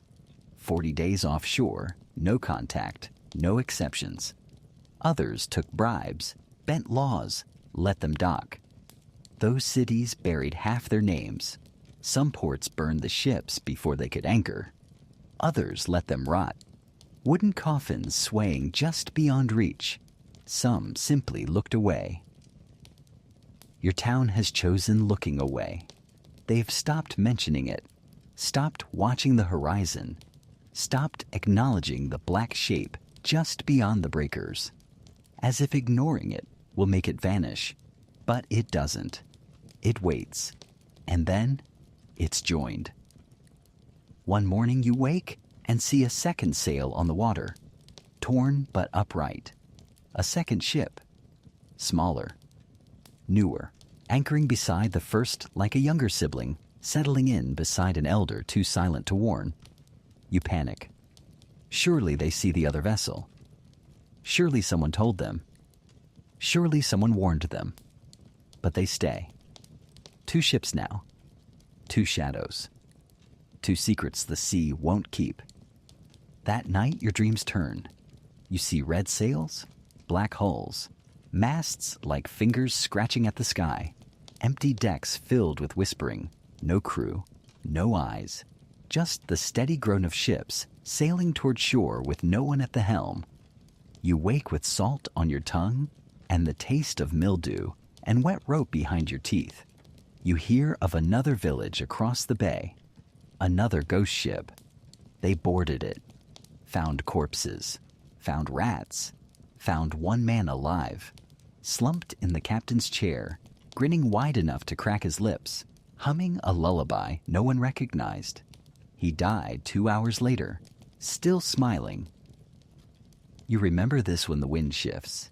It brings the scent of rot and flowers, sweet, wrong, like lilies left too long in a sealed room. No one speaks of the smell. No one speaks of the ship anymore, but it's still there. Until one morning it's not. You wake, walk to the hill, look out across the sea. Nothing.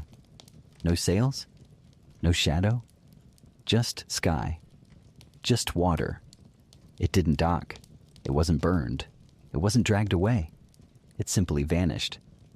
The harbor feels colder now, as if something once stood there, as if the absence itself has weight. You breathe in the silence.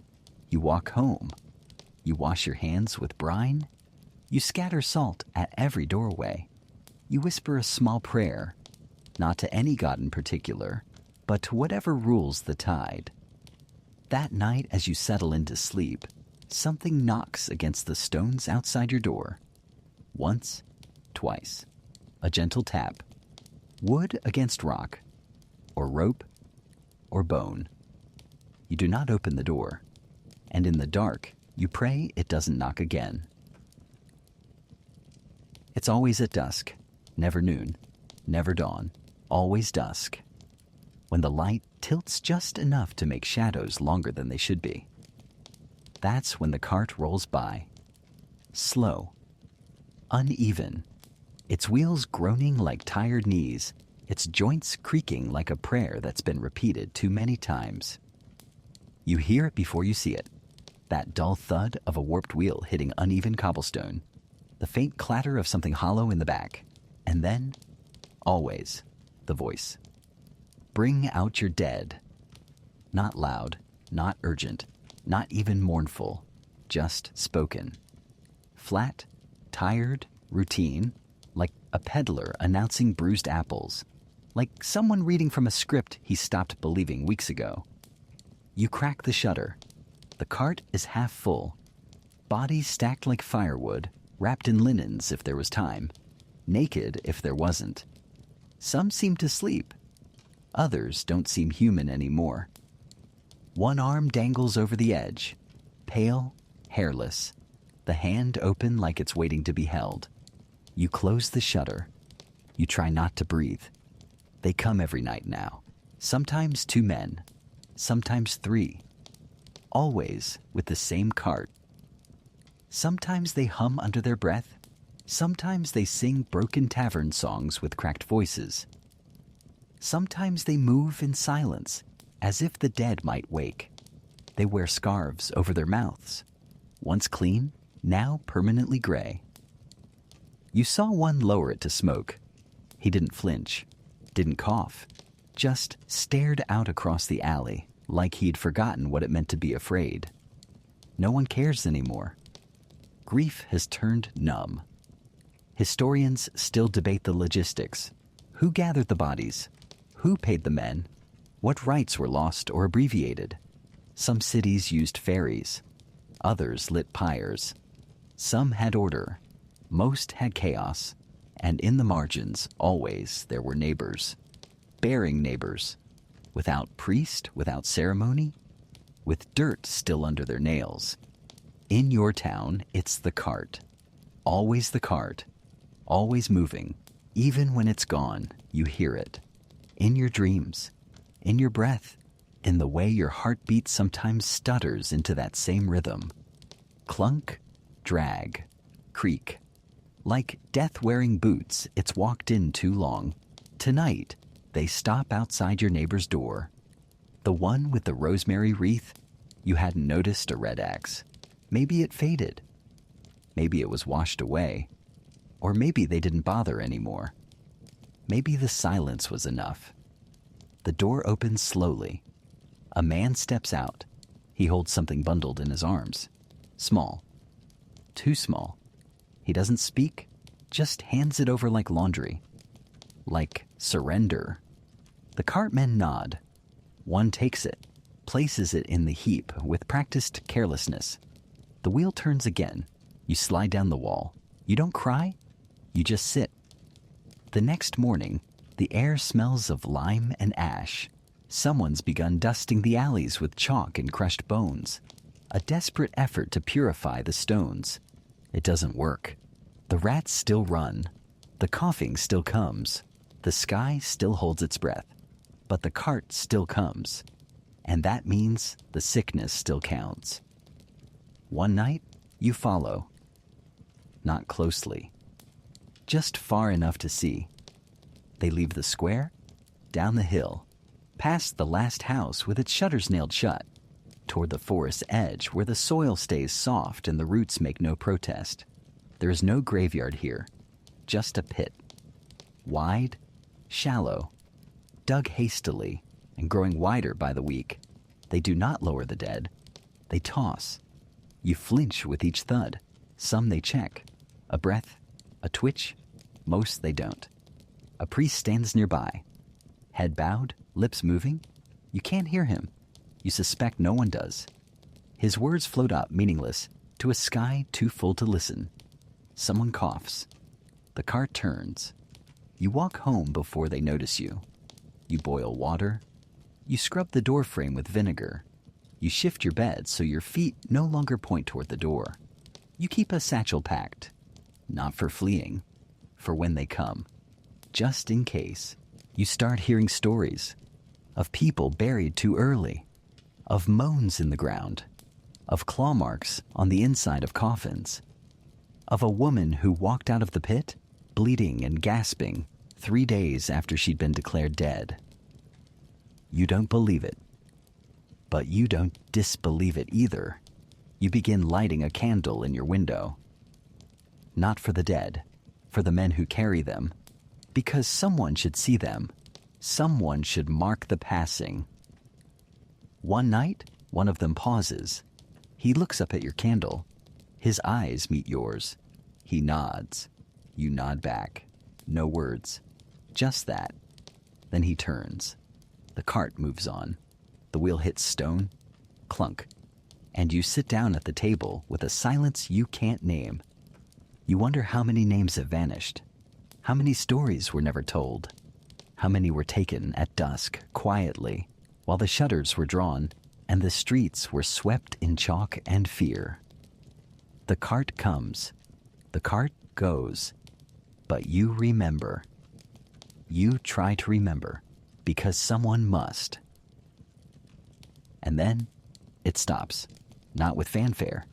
Not with trumpets or fireworks or sudden clapping in the streets. No declarations. No town criers. No white doves released into forgiving skies. Just less. Fewer bells. Fewer coughs. Fewer carts. Fewer prayers muttered into closed sleeves. One morning you wake, and the silence has changed. It's still there, but it's hollow now. Not heavy. Not waiting. Not bracing for the next name. It's empty. You open your shutters. The air doesn't reek of vinegar, ash, or fear. It smells like morning, like damp stone, like nothing at all. And that nothing feels like mercy. The sky is blue, not timidly, not apologetically. Bold blue, brazen, as if it never knew sorrow. Someone is baking again.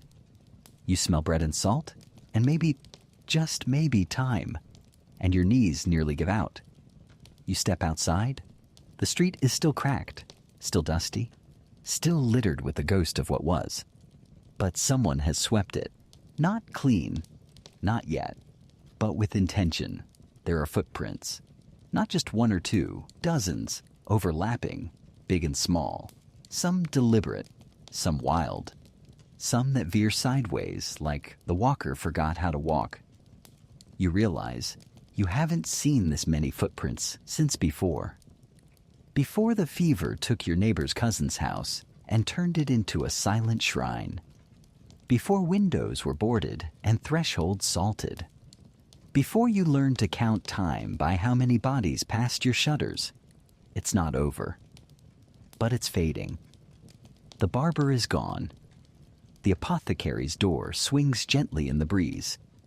Open, unmanned, like it forgot its own purpose. The girl who used to braid her hair with ribbons is back on the street. Her braids are shorter now. She doesn't laugh, but she smiles. At you. You nod. You've forgotten how to talk, but so has everyone else. People move like they're walking inside borrowed bodies, like they're not entirely convinced they deserve to be standing. They brush market stalls with cautious fingers. They study apples as if trying to remember how they're meant to be held. The first time you hear laughter again, it startles you. It sounds off-key, too loud, like a bell rung too soon. But no one shushes it. And with this strange ending comes something you didn't expect, strangeness itself. People have changed. Some wear bright colors, garish, unrepentant, clashing like stained glass, a rebellion of fabric, a scream made silk. Others dress only in black, eyes down like walking funerals. Some wear masks, not plague masks, but painted ones. One man's has a smile carved into it. He drinks through a straw, never removes it, and no one asks why. You go to a gathering, a feast of survival, someone calls it. There's music, uneven, out of tune. Bread is broken, wine is shared. Someone reads a poem about worms and forgiveness. A boy juggles with apples and fails. Often, no one minds. No one corrects him. Everyone's a little broken now, and no one seems in a hurry to fix it. Historians will call it the bloom, the post-plague unraveling, a tangle of grief and freedom and newness. Wages rose, borders softened, people wandered. Art got louder, faith got stranger. It's like the grief loosened something no one remembered tightening. You feel it in yourself. You begin to write things down, not for posterity, not for history, just so you don't forget, just so the silence doesn't eat the details. You write names, smells, the way your uncle's hand went cold, the time the candle wouldn't go out, the shape of the chicken's feet, the mint sprig the plague doctor left on your sill wordlessly. You write until your fingers ache, then you burn half. You keep the rest. A painter sets up outside the chapel. She uses soot, dried blood, and spoiled wine. Her work is strange, unreadable. One piece looks like a chorus of mouths in the dark, another like a skeleton swallowing the moon. People gather anyway. They don't ask what it means. They just stand quietly. You hear that a child was born last week, and the room didn't fill with weeping. It filled with laughter, clear and shrill and bright, like a bell rung, not in mourning, but in defiance. The midwife dropped the towel. Someone shouted. Then everyone laughed until they couldn't breathe. You walk to the river.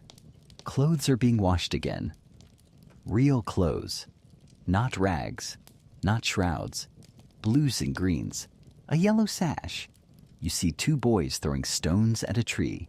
And for a moment, your chest tightens. Instinct. But then you stop. Because this is what normal used to look like. And maybe, what it can look like again. You find dried rosemary still tied to your rafters. You take it down.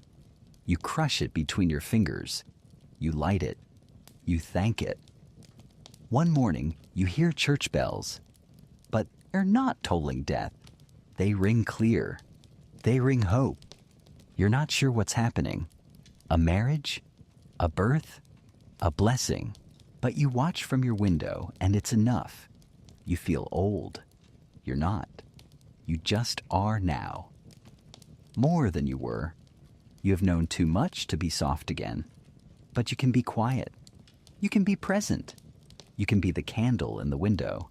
Lit not for warning, but for watching. One night, you look up at the stars, and they don't feel like tombstones anymore. They feel like doors. You smile, then you cry, then, finally, you sleep. And in the alley behind your house, just before dawn, you hear it. A soft meow. The cats are back. You hear the cough before you see the boy. It's faint, almost delicate, like someone clearing their throat at the far end of a forgotten hall. The kind of sound that, in another time, might have passed for charm. But now it cuts through the uneasy stillness you've begun to rebuild, sharper than any bell, because you know that cough. You've memorized it. You've lived beside it, slept near it, counted its rhythm in the dark, and waited for it to stop. You know how it begins. You know how it ends. You turn slowly toward the sound. He's standing at the edge of the square, barefoot, shoulders hunched, wrapped in a coat too thin, too short, too borrowed. His arms are small. His lips are cracked. He's clutching a parcel under one elbow like it might vanish if he lets go. His other hand scratches absently at his neck. Slow, absent, tired. You take a step back, not on purpose. Your body remembers what your mind hasn't yet said aloud. You look around. A woman across the square is already pulling her child behind her. The merchant at the fruit stall watches but doesn't move. Two men unloading grain have stopped mid-motion. Everyone sees. No one speaks, because speaking makes it real. And no one wants it to be real, because what if it's back? They said it was over. The priests rang the bells. The mayor gave a speech. There was bread in the streets, and cheap wine, and muddy shoes, and laughter that sounded too loud because no one remembered how to stop. They married their daughters to candle makers. They blessed the river. They told stories about how bad it had been. But you can see it now, in the eyes that don't blink, in the fingers that twitch, in the silence that stretches too long between words. It never really ended. It just rested. The boy sits on a stone bench. His parcel is bread, stale, dense, the kind that lasts a week if you're lucky. He eats it in small mechanical bites, not rushed, not grateful, just necessity. He coughs again, wipes his nose, drops a crust and leaves it. You stay where you are, and you watch the town change, the way it used to change. A church door slams too quickly. A curtain draws tight.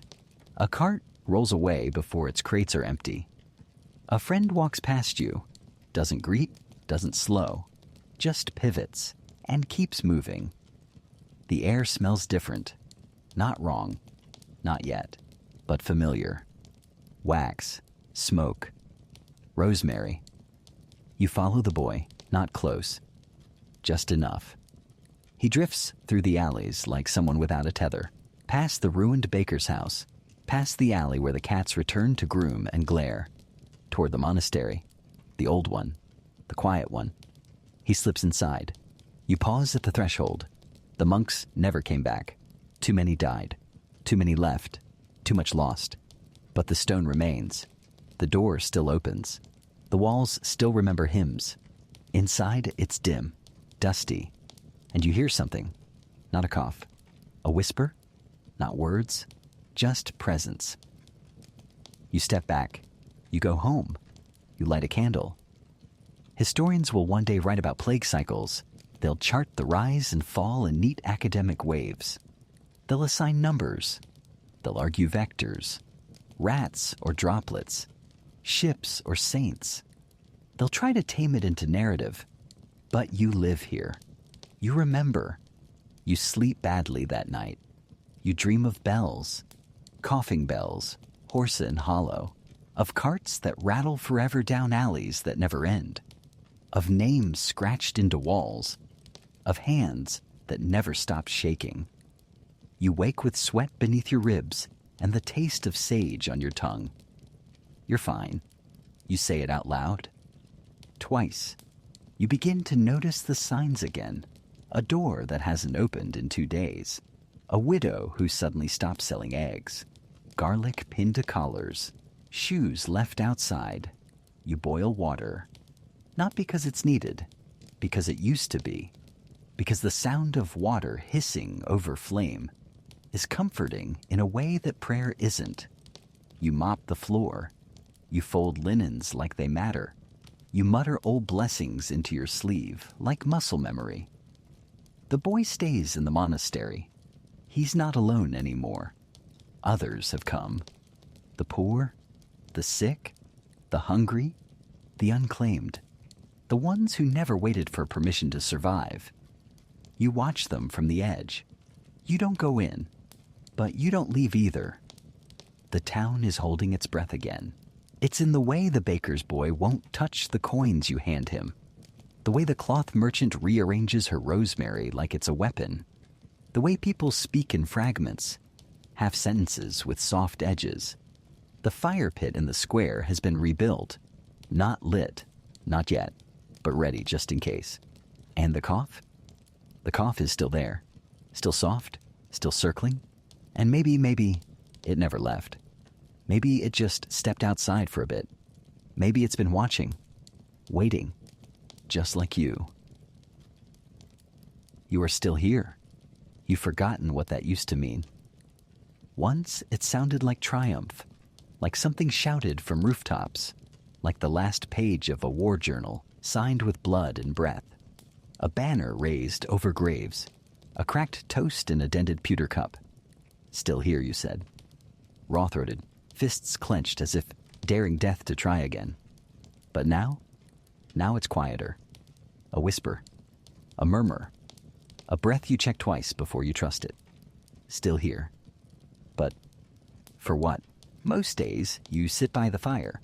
It's small now. On purpose. You keep the kindling dry, the wood modest. You light it not for warmth, but for memory. Not for survival, but for reverence. Maybe even fear. The world outside has grown careful, not peaceful.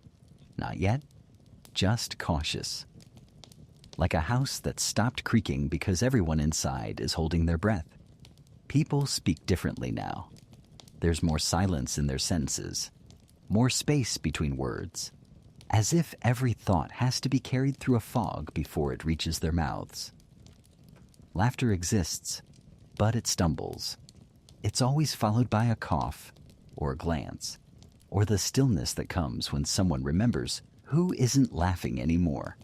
Your cousin's hat still hangs on the hook by the door. You don't move it. Some part of you still expects him to reach for it. You keep dried mint in the drawer.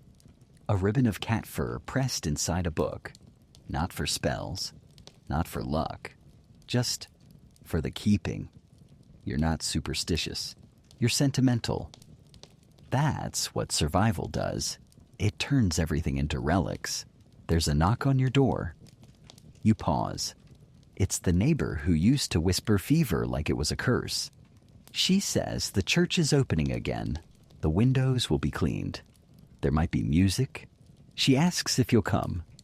You say maybe, but it sounds like not yet. You watch her walk away. Her steps are lighter now. Her eyes are not. You wonder if you look the same, lighter and heavier all at once. That evening, you walk through the square. The fountain is running again. Not loud, but steady. Someone's painting the stone. Blue swirls, little suns in the corners, too many colors in too many directions. It's chaotic. It's beautiful. You smile. You don't recognize the painter. You don't need to. The baker's stall has returned. The bread is smaller, lighter, but warm. You buy one, leave a coin, and eat it as you walk. Crumbs behind you, like a trail through the woods of your own memory. You stop at the bench, the one where you first saw the black mark on a stranger's hand, the mark that changed everything. You sit. It's been scrubbed clean, or replaced. You're not sure which. It doesn't matter, you sit anyway. The wind moves around you, softer than before, less urgent, but not careless. You can almost hear it say, "Be ready." Just in case. You still keep the small box by your door. You don't open it much. Inside, a length of string, a knife, a folded square of rosemary-soaked cloth, a fevered scrawl in your own handwriting. If you're reading this, you're not dead. That's enough. You still believe that. Even now, you weren't born to be a tally in someone else's ledger. You were born for something stranger, quieter, braver, not to escape death, but to outlive it, to outlast the silence, to remember the names of the houses where no one lives anymore, to light candles for those who never got fire, never got song, to eat bread on a bench without flinching, to whisper at dusk, I remember. I remember I'm still here, and maybe, just maybe, when someone coughs tomorrow, your first instinct won't be fear. It'll be kindness. You'll ask their name. You'll offer tea. You'll tell them about the chicken. And this time, finally, you'll laugh. Not because it's over, but because you're still in it, and you know how to live here now. The fire is low, just a soft crackle now, barely enough to warm your toes. But it's enough. You lean back, eyes half closed. Outside, the world is wrapped in velvet dusk. The wind has gone to sleep somewhere else. The moon hangs like a quiet coin in the sky, not shining, just present. And you? You've walked through all of it tonight. The coughing, the cordials, the cats, the carts that sang their wooden songs, the vinegar cloths, the fever prayers, the rosemary, the silence, the forgetting, and the remembering. You've watched the rats scurry unchallenged. You've heard the nails driven into shutters. You've touched death by accident and by design. And yet, you're still breathing, still here, not unchanged, never that. Something inside you has quieted, softened, sharpened, all at once, because survival isn't loud. It's not a victory march. It's the shape of someone's name in your throat, even after they're gone. It's lighting a candle not to pray, but to prove you still can. It's the breath you take tonight. Slow, deliberate, sacred. Now, rest. Let the ghosts step softly back. Let the world turn without rushing. Let silence wrap around your shoulders like something earned. You've made it. You've made something from it. And tomorrow, when the sun returns, and it will return, you'll still be here to see it. And maybe, just maybe, you'll smile. If you've made it all the way to the end, leave a comment and tell me what story you'd like to hear next. I genuinely enjoy seeing and reading every kind word you share. Thank you for watching. Sweet dreams and good night.